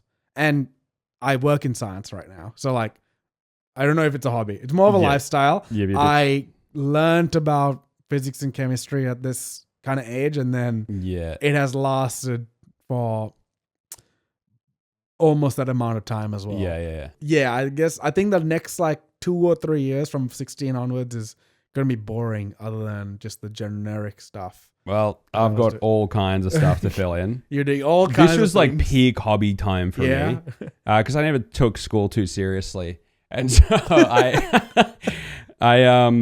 had all kinds of hobbies, and like there's going to be so many of these, and I guess already for parkour, this was maybe like the first example here, and I guess YouTube would be the first example because, and it's always been such a cringe thing to say, but I swear to God, so many of these things, I remember getting into them before they were cool.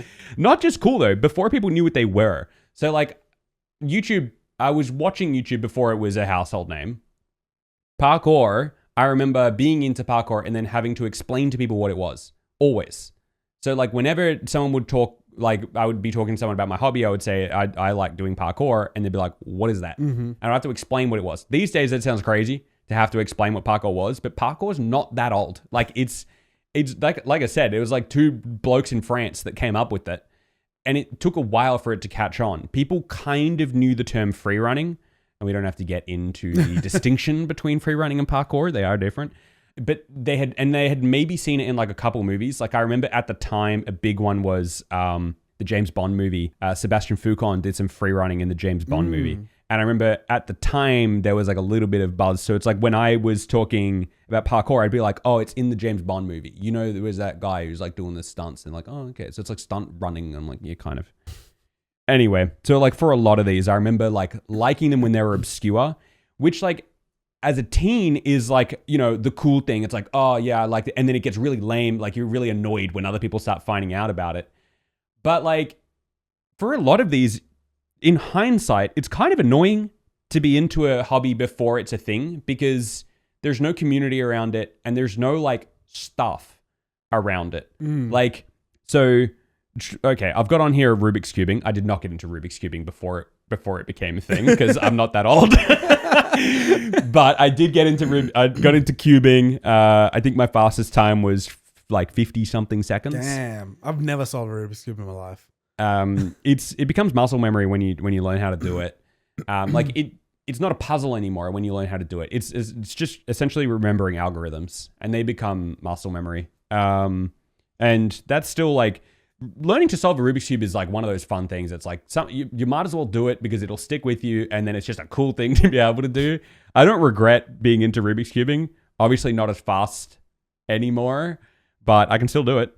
But longboarding, so I got a longboard, and again, don't want to be that guy, but okay, obviously longboard, like, guess longboards have existed forever, but longboarding really became a thing when we were teenagers. Like everybody was longboarding, but I remember a solid year at least before that getting into longboarding, and I'd say that not trying to be cool.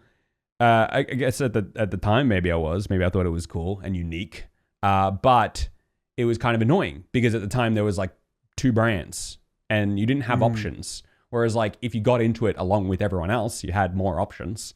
But anyway, got into longboarding and I guess you could say girls. No, I mean, to be honest, I was always like trying to date. Like throughout my entire life, I was always trying to date girls. But the reason I say girls is because this is roughly around the time that I met Jade, my now wife. We started dating shortly after. So hanging out with her, I guess, became one of my hobbies. That ended up sticking. Did you hear that, Jade? You're a hobby. Guitar and songwriting. Guitar/songwriting. Got into that. Because again, I mean, it really paints a picture of me like trying to be this like, at the time it would have been like a hipster guy, you know, into longboarding, and you have your guitar and you like, yeah, I write songs and I talk to girls. And then Jade and I broke up, and I got into anime. What does that say about me? No, okay. I'm not even kidding. There is correlation there because I had time, and I'm not kidding. This is gonna sound so like lame, but as like whatever it is, 16-year-old me or whatever, Dragon Ball got me through that time. How good is that? Hold on, I'm making this up. Oh. No, I'm making this up. Jade and I did. Oh, I'm confusing my story with when we broke up later. We didn't break up this. This is when we first got together. We weren't together yet when I got into anime. I got into One Piece when Jade and I broke up. Right. Different story. Okay. That's right. At the time, I think I was just a bit of an angsty, depressed teen. And it was Dragon Ball that kind of got me through like a depressive era in my life. And then after Dragon Ball, I remember I just watched just Dragon Ball, just from start to finish. Dragon Ball Z, Dragon Ball GT, and finished it. And then was like, I remember just being blank, like, what do I do? Like, what do I do now? And so then I started watching Naruto. Right. And then like just all the other anime. And then because of how I remembered that, then when Jade and I broke up some years later, I was like, hey, Dragon Ball got me through it last time. I need another long ass anime. So I picked up One Piece, but that's skipping. I got into cameras. That's a big one. That didn't go anywhere. I'm still obsessed with cameras, but I was heavily obsessed with cameras. I got big into like film cameras. And I say cameras specifically. I liked photography. I wouldn't be into cameras if I didn't like photography. But it was almost like the cameras were more interesting to me than I liked collecting them. I liked knowing everything about them. And so I would just research just cameras. I remember at the time our, I guess, history teacher, I remember she even knew this about me, where it's like she couldn't get me to care about history unless it like related to cameras. It's like I could remember history however it related to cameras. Like I knew, yeah, what cameras were being used around what time and what like where cameras were at in their technology and all that kind of stuff. It's just big into like that was the first time I ever got interested in any sort of history. It's just purely camera history. Like I was interested in camera history. I collected a lot of them. I've still got so many of them. I've got like so many cameras, which is good because these days, like if I were talking early to it, I was very early with film photography. These days, it's so insanely popular. Like rolls of film cost like $30 or something. And I was buying them like $1 a roll back then. I still have film that's been refrigerated. Like that's how you keep it. It's been refrigerated from back then that I would have bought for like $15, that like boxes of it that are now worth like $300, $400, like just the film. Wow. Yeah, I was big into cameras, and that's just like, that was the first time. I mean, I'm saying I've been obsessed with things in the past, but this was like a new level of obsession for me. Like I was just completely obsessed with cameras. Then I got into kendama. Oh yeah, kind of remember you bringing it to school. Yep. It's just like a little, Japanese skill toy, a little cup and ball and stick, which honestly is just that's just a good thing for anyone to have. Just learn to play some kendama. It really helps with just like hand-eye coordination. I think it just has helped me in life since with hand-eye coordination. Really? That's like, cool. Yeah, just being a little bit more like, I trust that I can use, I don't know. Tool, yeah. Yeah, trust my hands a bit more. I got really into Hearthstone. Oh, really? Yeah. In this age, like high school. Yep. I can't remember when I started playing Hearthstone. I feel like it was after high school though for me. Mine was. I don't really have proper memory of this when it was because it's such an old game now. Did you play Hearthstone? I played Hearthstone on my iPod. Oh, okay, yeah. Yeah. I was like sweaty about it. I got to the point where I went to like in-person like tournaments like in the city. Oh, okay, wow. This is like with cards. No. No, on your phone? Well, on the computer. On the computer. Okay, right. This is like I didn't know this existed.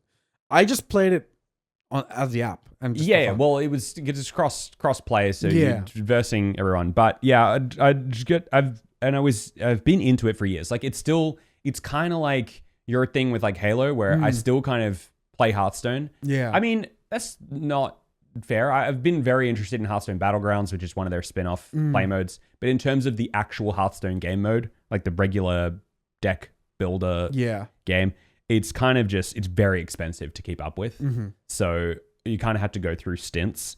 But I went to like in-person tournaments, got through to like the finals in one of them, which was going to be like live streamed on Twitch. And I got through, and then they're like, and I had to like submit my deck list and everything because I was going to be like streamed playing the finals. And then they're like, oh, we're running ahead of schedule, so we're going to just insert an extra 2 rounds, which meant that I had to then win the next 2 rounds. Oh, wow. To continue through to the finals. And I was like, dang it. And I lost one of them. And so I didn't actually get through to the finals, which is just annoying. Lame. But then years later, I kind of came back and I was like, all right, I never hit legend, which is like the top rank, because it's such a grind. And so I was like, all right, if I'm ever going to do it, I got to do it at some point. And so some years ago now, I went back and actually went through and got legend. So I could like tick that off the bucket list. Managed to do that. I felt very proud of myself. Felt like I closed the chapter where I was like, I could finally say goodbye to Hearthstone standard, like the standard game mode. And I'd be like, all right, I did it. Here's another one I got too early. Fidget spinners. Fidget spinners. You say this is a hobby? Really? It's just a thing. It's only what people do when they're not doing anything. I can't believe you class this as a hobby. So, like I said, some of the things I enjoy doing are researching in general. Fidget spinners was like, obviously it had its moment. They were very, very big for a bit there. And no one hated that fact more than me. I was so mad which I shouldn't have been. I understand. Like, it became a meme. Like, it became so silly. Fidget spinners were like, they became so silly that they were memed to death, and you couldn't really be caught dead with one as like if you were beyond the age of 12 or something. And so it was annoying, but I ultimately believe it has been good if you are a fidget spinner aficionado. If you're part of the fidget spinner community. It has been good because, boy, now there is like the choices you have. When I got into it, there weren't choices. The only stuff was like being 3D printed. And so you had to kind of make your own. And I remember making my own out of like literally like glued together bottle caps and bearings. Yeah, I'm a little bit of a Tony Stark like that. Yeah, wow. You built this with in a cave with a box of scraps. But I think that's a bit of an ADHD thing. And I remember being like, why do you need a fidget spinner? I feel like you're just doing it just for fun, whereas I need this. That's why there's always so many random like things on my desk, whether it's a fidget spinner or not. There is something on there that I have a fake like butterfly knife there that I flick around. There's got to be something on my desk. Anyway, moving along, and then we're getting very close now to when we can jump forward to later years. The last one is cardistry. What? What did you say? Cardistry? Cardistry. I don't know what this is. What is this? You know, people who are like fancy with a deck of cards? Oh, okay, cool. Right. So like Riffle Shuffle Plus. Yeah, like all the different... Yeah. Okay. All right. All the I different understand. flourishes cool. and I didn't know stuff. you were into this. I got into that. It wasn't super long, but I did get into it. And part of the fun of it is, again, it's like a collector's dream because there's so many different decks of cards you can get. And there were specific decks that were made for cardistry. And like some of them were like serious, like limited releases. And I used to have them in the background of my videos. And I remember like getting comments being like, what? Why do you have like that deck, that obscure deck that's like was some limited drop and only for people heavily into the community and all that kind of stuff. I got really into it, but I don't know how many of those skills have stuck because I haven't really done it since. Yeah. The only stuff from that I have learned is how to riffle shuffle. And then at one point I spent like half an hour watching this video on how to like throw cards. Yeah. And eventually I learned how to do it. It was pretty cool. But I don't know if I can still do it. Anything else before we get there? So for the late teens? No. So now I'm up to late teens, well into adult. Yeah. I have to jump back because I kind of forgot. But I also started to read manga at 15 years old. Okay. This was because maybe 14 years old. We'd come to Australia and we didn't have Cartoon Network anymore, so I couldn't watch One Piece and Naruto and stuff anymore. So for a while, I actually just stopped watching it, like for 2 years. Then my cousin put me onto like this Scanlation website that had the manga on it, and I just started reading from then on. Was it like, what was the one? Back then, man, it could be so like many. That. Yeah, Manga Fox was a big one. Yeah. Manga Fox was a massive one back then. But then there was that. There was Giant Minis Box. There was all these like random websites that had the scans on them. And yeah, so then I started reading. I wouldn't say I was like the One Piece guy at this point. It was just me reading it because it was the weekly ritual of One Piece, Naruto, Bleach, and Full Metal Alchemist, which came out once a month. And Fairy Tail as well, actually. Fairy Tail was there as well. Fairy Tail, and whenever poor Fairy Tail, it was never that great, but it was always like the ugly fourth brother, to the big three. Yeah. So I read them, and then whenever I had free time, I'd like slowly read other manga here and there. But it was always those five that I'd read like quite consistently, and I'd only really like become the One Piece fan. I'd say year 10, which is like probably 2012.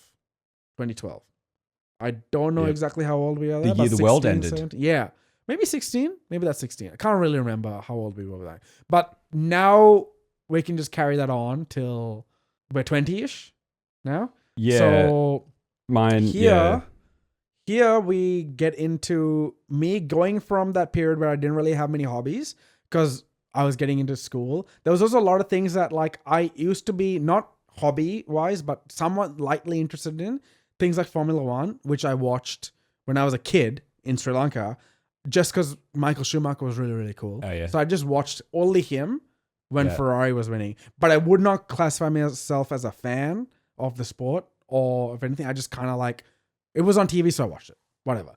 Then through that period of time when Michael Schumacher and was it Kimi Raikkonen. Raikkonen. Yeah. Look, I wouldn't usually do this, but I just want to jump in here because I feel embarrassed as a Finn, and I want to reconcile this for any F1 fans. I honestly thought his name was Raikkonen, but it's not. His name is Raikkonen, and sure, they sound similar, but they're not. It's a different letter. Kimi Raikkonen. I've let down my country. I've let down my family. And I've let down the greater Finnish F1 community. And we can cringe through the extra once or twice. I say it like this again in this episode. I'm sorry. Kimi Räikkönen. I bet you now, all of you will remember it. Right, yeah, now there's Valtteri Bottas. Anyways, that period where I wasn't really into hobbies was also a period where I tried to get into Formula One. But it happened to coincide with a very, very, very bad period for Ferrari. Okay. Where Sebastian Vettel had kind of dominated the sport in Red Bull, from 2011 till 2014-ish. So Red Bull was dominating and Ferrari was nowhere. Then right after that, Mercedes started dominating for like 7 years. Ferrari was nowhere. And the sad thing was Vettel was German. He then, like Michael Schumacher, he then went to Ferrari and just floundered there. Right. So it was even sad. Like you think, oh, the champions come to Ferrari. It's going to bring Ferrari back up. They floundered. So even through most of my uni, so like from 20 till, 20 till I was 25, which is 2015 till 2019, I couldn't really get into Formula One either because there was just this sadness with the, which is kind of similar to like me being a kid. I quite liked Man United and Barcelona. Yeah. Barcelona was hard to watch because the games weren't always on. Man United, the games were on, but after I had moved to Australia, they became really, really bad. They've never really been that great since Alex Ferguson kind of left managing the team. So Formula One, bad show for a while. So not even a hobby. I'm just saying how it wasn't a hobby, but it was always kind of there in the background. Yeah. At this point, high school ends and we're adults and we get into uni. My main hobby kind of becomes reading anime and manga. So like reading fantasy, anime and manga. I had not got into the point of collecting anything at this point. It was just consuming it. So I'd actually read books library-wise, and I wouldn't buy because I didn't really have the cash flow to be buying books back then. But pretty basic hobbies at this point. For me, maybe the number one hobby at this point is manga though, and anime. 20s. Yeah. Well, mine starts at I could say 19, late like teens, 20. Yeah, late teens. Beer. Okay. You know that meme? Beer. I feel like I've referenced that on a previous episode. Anyway, beer. I got into beer, and I don't like sure. I mean like drinking in general, but like beer. I got into beer because I have this distinct memory one time. Like at the time, I drank just whatever the regular beer was. I think it generally was like Carlton Draft or whatever, like the classic beer in Australia. And then I remember it being a really hot day, and I had a shoot, like a video shoot for a uni. And I remember finishing that shoot, and then the idea popped in my head. I was like, what's this, like people talk about this craft beer thing? Like, what is that? And so I was like, you know what I'm going to do on my way home before I get on the train? I'm going to go buy a few craft beer cans from the bottle shop and then take them home and drink them at home and see what this like what can beer really be like? And so I bought like 3 different cans, and then on the train home, I watched like YouTube like reviews of these 3 cans, and I was like, all right, like preparing myself with the knowledge of what to look for. And I remember cracking the first can, and it just would have been, I think it was like a Pirate Life IPA. And I tasted it and I was like, what the heck is this? I was like, this is not beer. This is, do people know? Do people know that beer can taste like this? And so I got really into craft beer, all the IPAs and all that kind of stuff. And I was like, lager? Nah, none of that macro beer. I drink IPAs, double IPAs, triple IPAs, drink whatever the fancy craft beer is. I feel like any person who goes down that route eventually ends up back of the opinion that like lager's just the best anyway. But but yeah, I got really into beer, and I've just loved beer ever since. When I was talking about last week's episode, I was talking about that with my wife, and I was going through the my favorite foods, and she was like, beer, and I was like, it's not a food. We already discussed it, so we're not going to put beer on there. And I was like, but to be honest, if we were to do this with my top 8 favorite things, I think beer would be on my top 8 favorite things list. I just love beer. I just love beer. I'm happy for you. I never really got into beer. I mean, like, I do drink it, but it's never like the go-to drink. Yeah. But I'd say you'd probably put whiskey up there as well, right? Yeah, I do like whiskey. I wouldn't call it a hobby for me. Like, I just drink it. If it's like my number one drink would be whiskey, but I wouldn't say it's a hobby. For me at this point, I'm 20. Oh, go on. I just want to clarify for anyone what it sounds like. When I say like beer is a hobby, I don't mean that I'm like drinking beer every single day. I'm just like, I have an interest in it. Yeah, well, let's get that cleared out, just in case you think he's an alcoholic. So 20s, this is where obviously COVID's kind of, sorry, we're in 20s. We're not 20s, not 2020. This is where I start getting into YouTube in terms of being a fan of just the platform. Okay. I love just watching videos, and I'm not going to get into every video I watch, but I eventually turned up here where I am more of a fan of like super long form retrospectives and deep dives into like whatever topic. It doesn't even matter if I know anything about it or don't. It's better if I do know something about it, but I do still love watching videos about just literally whatever. And for it to be longer the better, and it's sometimes in the background. And yeah, so watching YouTube, massive long form content became a big hobby of mine. And this is probably also where I kind of tried to get back into gaming as well. And a kind of a hobby became Destiny 2. Or Destiny. Oh, okay. Destiny and then Destiny 2. Yeah. So that was just the main game I played. I played a lot of other games, but the only one that's worth calling a hobby, let's just say, was Destiny. Okay. Mm-hmm. I've got a weird one here that I don't know when it started. Mm-hmm. It's in the information would be out there. I just don't remember.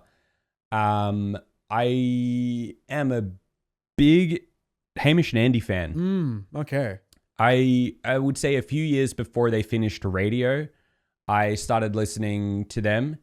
And again, that's why I'm saying the information is out there. I don't remember what year they finished. I remember they were still doing radio during uni, so I don't know. And they obviously did like a week daily show on radio. And so, because they did Drive Time, and I listened to every single one. And I have listened to every single Hamish and Andy episode like since. So there was like a moment where I decided I was going to start listening to their show. And I listened to their show. Like I would listen to it as like a podcast. Like I didn't listen to it live, but I would listen to it, the next day. Mm-hmm. And I listened to every single episode, which is crazy because it used to be every single day. And then when they finished their radio show, then they started releasing a weekly podcast. And I've listened to that ever since as well. And at this point, there are hundreds. I don't know. So many episodes in. Just big Hamish and Andy fan. I've been to quite a few of their like in-person events as well. Like they did a wafting event when they did Andy by Hamish, their scent, their perfume smell. I think I remember that. I went to a wafting event where they had like a big thing and they wafted everyone with it. I went to one of their, I think it was when they were still on radio, they did a crowd surfing event where they got in like a rubber dinghy and they had just people, like we were the people, holding them up for the entire radio show, moving them around. There might have been another one I've been to as well. Just anyway, just big Hamish and Andy fan. I just find them, like there's podcasts and then there's Hamish and Andy. And to me, it's just like, it's on just a completely different tier. Yeah. It is just like pure. Every time I tune into them, I'm like, wow, these guys are so funny. Like, so funny. Yeah, it's just like, it's gold entertainment. And it's like, I know every single day, like Thursdays are the best day in gym because the Hamish and Andy podcast is out. And I listen to podcasts at the gym. But anyway, Hamish and Andy, that's one of them. Okay, where are we? My next one is still, this is still pre-COVID. Still definitely, still at least like I'm at 2017 or something. Right. I think in this at this point we're getting into hobbies that actually have become staples. Like to this day. Yep. So I'm gonna try not to get into it because this is probably stuff we will actually genuinely talk about, in future episodes and stuff. So maybe from 2017 till now, I'm just gonna list them all because COVID or not, like they lasted before COVID till now. All right. The ordering might be weird, but I already said anime and manga and stuff. But at this point, I started collecting manga. Yeah. Okay. So 2018-ish is when I started buying manga, and 2019, just before COVID, was when I started buying fantasy novels. Started collecting them, so just started my little very very fledgling collection back then. Yeah. Then Warhammer 40k started for me. Okay. Warhammer 40k started for me in 20. Huge one to get into. Yeah, it's definitely way too much to talk about this late in the podcast. It's too big. But started, I think I watched like one YouTube video and I was like, this is really cool. And the rabbit hole emerged. And I jumped in. What was the gateway? Was it like, because for me, it was a lore video about the Emperor of Mankind. Honestly, for me, the gateway, because I'm not into it, but my only like entry point into it is that I know that Henry Cavill likes it. Right. Yeah, that's really late knowledge though. That's like super super recent in terms of like that coming out. But that's pretty cool that he likes someone that famous and cool likes it.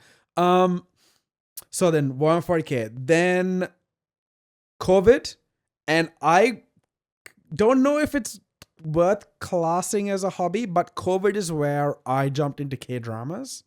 So that was the first like Korean thing I ever like got into. Yeah. K-dramas, I watched a lot. So that COVID lasted what, 1.5 years, 2? Oh, speaking, just a quick question. Have you watched Reborn Rich? No, but you and Jade both mentioned to me to watch it.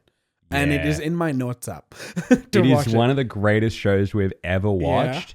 And to this day, we haven't watched the final episode because we literally went to Korea and we were planned on watching the final episode in Korea and then kind of just got caught up in the holiday and didn't watch it. And then by the time we came back, we're like, let's just wait and forget what happened so that we can go back and watch it again later. That's so good. Without knowing how it ends. That's so good. So K-dramas during COVID. And then took a while. I didn't actually get into K-pop till after COVID ended. Like truly get into it. Like not just the knowledge of it, like Gangnam Style, but like I think we've already talked about this. Yeah. But that was a bit later. But now K-pop fan, mainly LE SSERAFIM as a group, but then the broader zeitgeist of K-pop is also like somewhat ingrained in it. Yeah. And Formula One. So Formula One, I'd be a little bit more specific for it. I moved into the city, like Melbourne City, and I moved into South Melbourne, where it is right outside Albert Park. Oh, yeah. So you can't avoid it if you live there. Because that's where the track is. And this is 21. I moved there, and the race happens. I'm like, well, I do kind of just know pretty much everything about this sport. I just don't watch it because I like grew up sort of watching it here and there. Yeah. And I thought, "Ugh, whatever, let's give it another crack. Also, didn't watch any Drive to Survive. I'm not trying to be cool. Not say, I didn't get any Drive to Survive. Drive to Survive was probably like season 4 at this point. Yeah. And I did not watch it at all. Just like, because I didn't have interest in the sport in that way. It was just like, whatever. So the races are like ramping up to like get to the race to happen. I was like, okay, fine. I'll start watching. Watched the Melbourne race and I thought, okay, we're back. We're back. It's right here in front in my doorstep. There's no way I can't be a fan of this again, because like just grew up kind of like liking Schumacher, Ferrari and stuff like that. And then, yeah, basically since 21, I've been like on the Ferrari train for Formula One. And yeah, I can't act like I'm a super fan from all the way back then, because there's been so many stints. I can say I watched multiple Schumacher championships, but there's like a period of time that I just so out of it. Yeah. I totally miss Kimi Raikkonen. Raikkonen. How do you say it? Raikkonen. I totally missed his Ferrari championship because I wasn't watching Formula One. And then Vettel's years, missed that as well. Whatever. Can't do anything about it, but I'm back in the depression train of watching Ferrari flounder. It's tough, but we're here. And yeah, so currently my hobby, like if we're talking about what it is right now, it would be 40K, fantasy novels, manga, anime, K-pop, mainly the Seraphim, Formula One, Ferrari. There's a couple different. At some point in my life as well, I guess I totally forgot to mention this, I was super into movies at different points in my life. I got really into like watching movies. Yeah. This year I felt a bit sad, like at the start of the year, thinking, oh man, I haven't been watching many movies. So I made it a rule since maybe last month to watch one movie a week. So I've actually been keeping up with it. Wow. I watch one movie every week. This week's movie I haven't watched yet, but last week I watched Legion.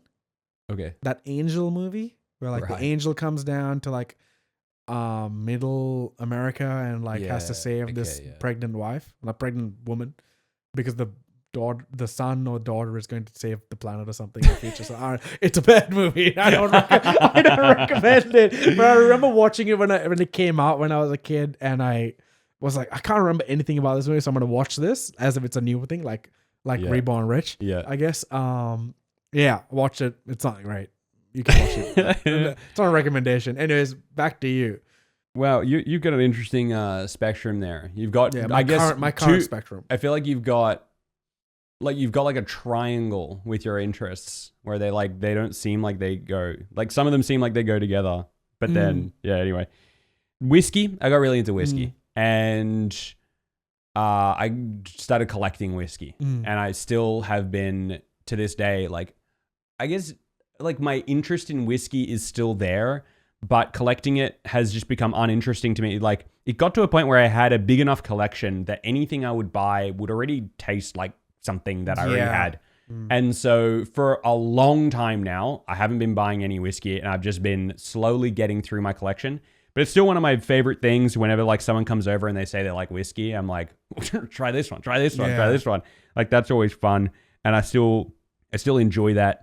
Then in 2018, iconic moment happened. I went to Japan for the first time, and the rest is history. So Japan in general became one of my big hobbies. Well, you do have a big episode about it. Yeah. Japan travel, Japanese study, all that kind of stuff. My wife was like, you didn't put Japanning on there. I'm like, well, I put Japan on there. Like, it includes all of it. On that trip, I bought my first Gunpla, and I got into that. And I would say I'm not like one of the big Gunpla people, but I do really enjoy it, and it's one of those hobbies that I feel like I want to do more than I do, because it's just such like a nice, it's like a relaxation thing. It's just so like chill to sit back and build a Gundam model. So that's on there. I got into, when I moved out, I got really into cooking, and I have been ever since. I cook, every day, and I always try to do something like nice when I cook. But when I first got into cooking, I got really into like getting good at cooking. And I really like have come to self-identify with my cooking ability. And then along with that, obviously, you know, by now it's like I got to get interested in the gear and stuff. So I'm into like the knives and everything as well. Oh, yeah. Got nice Japanese knives, got my own whetstones that I use to sharpen them and all that kind of thing. Only then at this stage do I get into manga. So I only got into manga when I'd already moved out and started living with Jade, and she reads every night. And I was like, oh, I'll read something. I'll read some manga. And I kind of got into that habit. And so I started reading manga. And so ever since I've been reading manga like every night. Although back when I was like 17 or something, I did read some manhwa. I was into a series called Kubera. No idea. Kubera. That one's a Korean one. And they got big into that one. I don't know if that's still going. I should check up on that. I wonder how that's going. I got into cars in general. Oh, yeah. I really like, it's interesting because like I feel like young boys are often into cars, but I just never cared until I actually was buying a car. Right, okay. Because we already had Jade's car, and so we used that for a long time, but I started saving up for a car because I wanted to save up for a car that I actually liked. And so it was a Holden Cruise, like Holden Cruise fans, I guess like crying. I guess it's called the Chevy Cruise in other parts. But there's no fans. There's no fans of the Holden Cruise. Anyway, yeah. So I got into cars in general, and it's always like I find it weird, like. You get that kind of imposter syndrome where it's like I would struggle to call myself a car guy because I know that there are real car guys. Yeah. And, you know, if you point to a part in an engine, I'm not going to know what it is. And it's like, I don't know. But there are a lot of cars that I like, and I like talking about them, and I like looking at them and all that kind of stuff. So I got into cars in general. I do enjoy cars.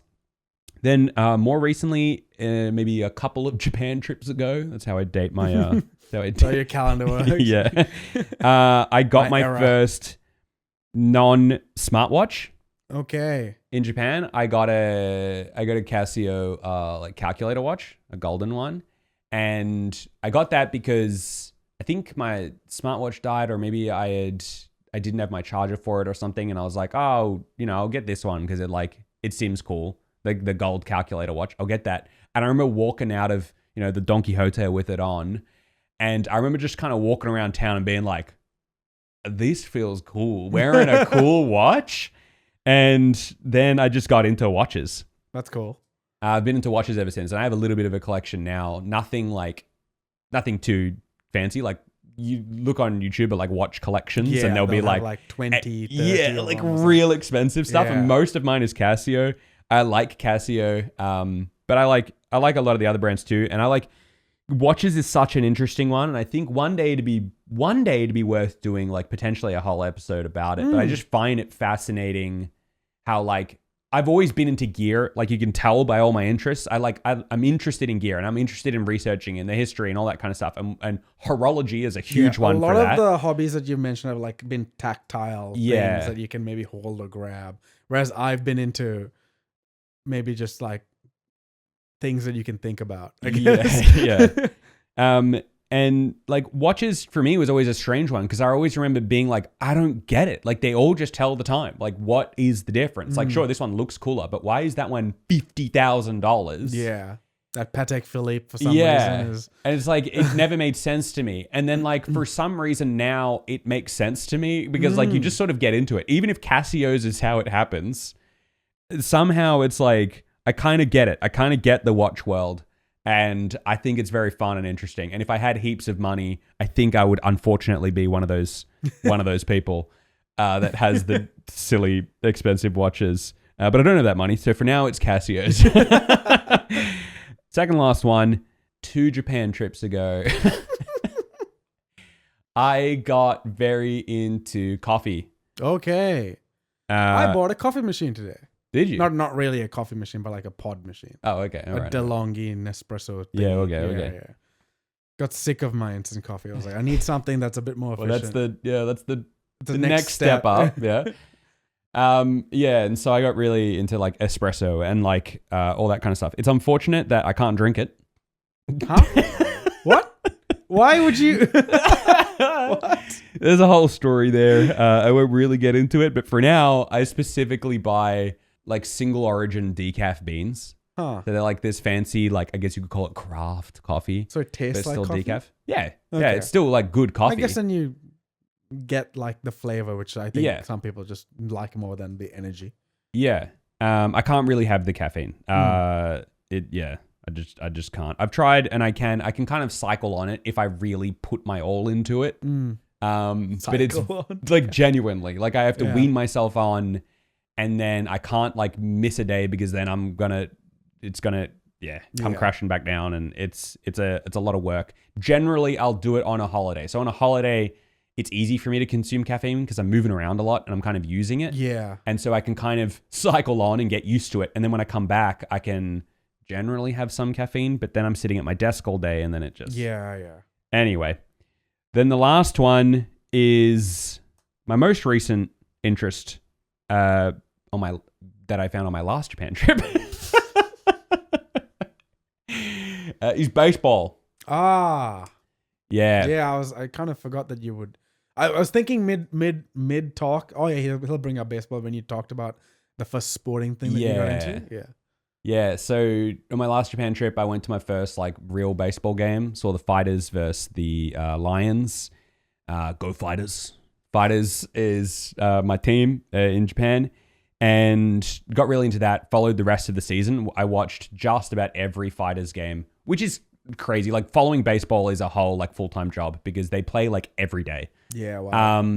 And so I watched a lot of the Fighters games. Then watched the end of the Dodgers win the World Series because Shohei Ohtani. I am a Dodgers fan, but at heart, I'm a Shohei Ohtani fan. You would used to be a Fighters Oh yeah. player. Did you know that? Did you know that before you picked the Fighters? I knew it as one of the fun facts about the Fighters, but at the time I didn't really even know who Shohei Ohtani was. Like I knew he was like the guy in Japan that like everyone loves, but I didn't really know anything about it or what made him special or anything. I got really into Japanese baseball, got really into the Fighters and watched them and everything, and then watched the end of the Dodgers. But then through getting to know baseball, you start to learn, like, you don't get into baseball without learning about Shohei Ohtani. Yeah. And like what makes him so special and all that kind of stuff. That's where I'm at now. I'm a young little fledgling with baseball because like, you know, baseball is one of those sports that like people get into, you know, they grow up with it. And here in Australia, it's not so popular. And so never really even been exposed to it. And so like at the ripe age of 30, I'm kind of getting to learn baseball. So I don't know heaps about it, but I'm enthusiastic. So if you were to sum up your current spectrum, what would it be? Manga, definitely. Cooking. Oh, I skipped one. The one I skipped when I went straight to whiskey, I skipped FPV drones.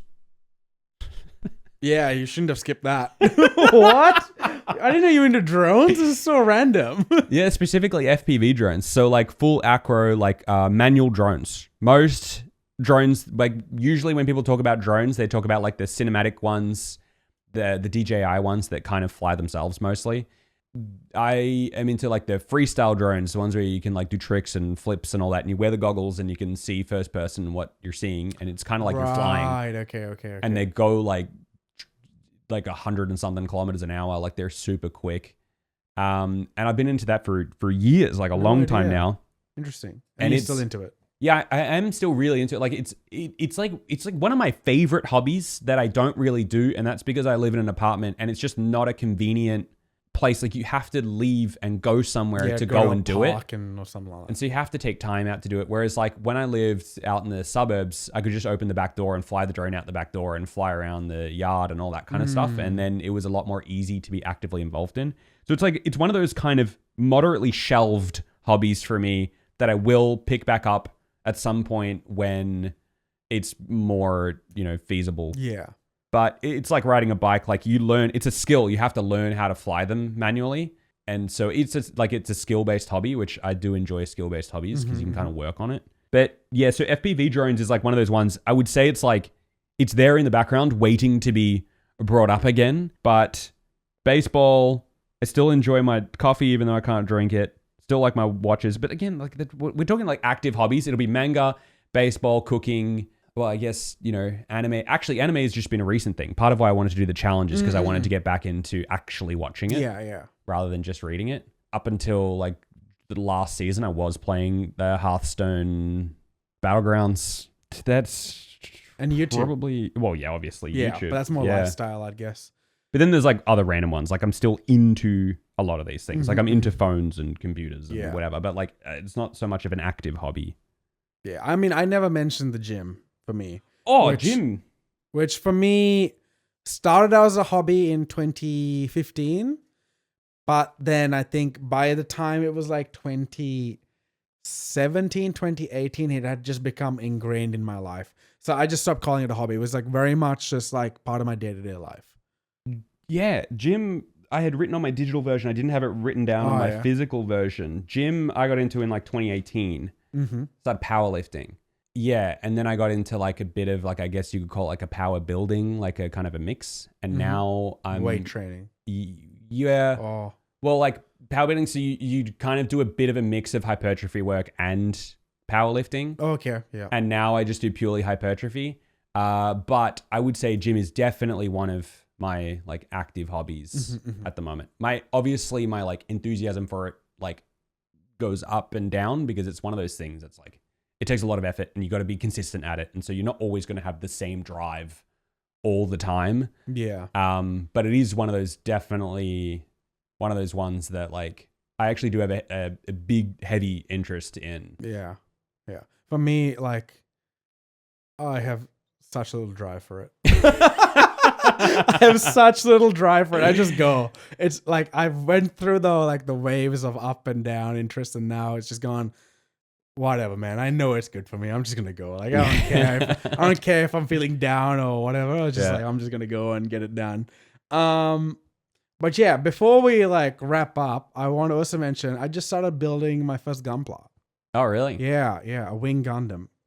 I got it for my birthday last year, and I just cracked it open on the weekend because I didn't have like the scissors to like. Yeah, I went to a Warhammer store and bought like a pair of scissors to do it, and then built the 2 feet. I think I'll just do a little bit every weekend because it's quite time consuming. It was a master grade, right? An MG. Bro, I got no idea, dude. I'm talking to the wrong person. I'll send you a picture when I get home.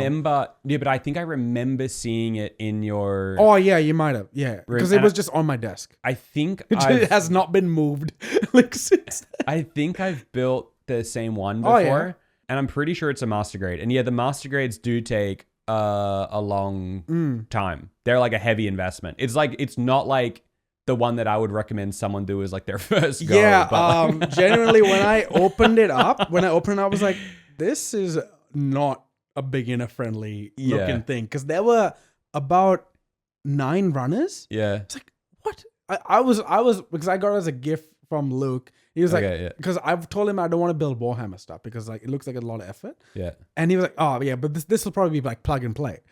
It wasn't. Not a master grade. I love master grades because they just take so much time. Like they're it's an ongoing project. It's absolutely not something I'm interested in. And I told him, and I was like, yeah, dude, this is not the present for me, but I will build it because you got me. This is a birthday present. And I know it's going to look wicked when it's built. Yeah. But it's just absolutely not something like also with Warhammer. We'll get in this in the Warhammer episode. Yeah. But Warhammer has a part of the hobby where it's like the building part. And it's not something I care about at all. Okay. So like it's a hobby and I'm totally into Warhammer. Don't care about it. But we will get into that in a future episode.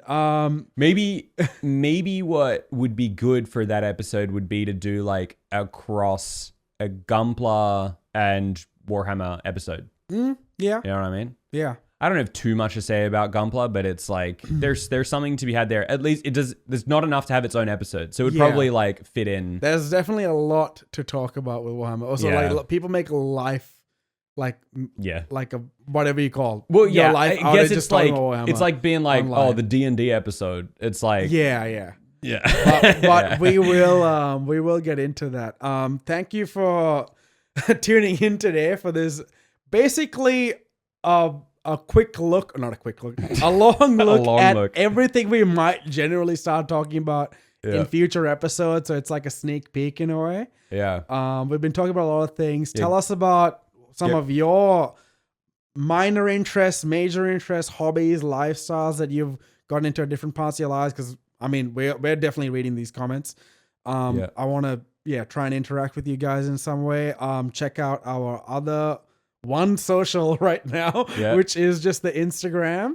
Oh, and Spotify keeps telling me to tell people to follow. I'm supposed to tell people to follow on Spotify. Okay, follow us on Spotify. Yep. And rate us on Spotify. Give us a like, subscribe, and get ready for the full dedicated 3-part episode about fidget spinners. Yeah, because there is that much, and also how cool parkour is. Anyway, thanks for watching. Goodbye.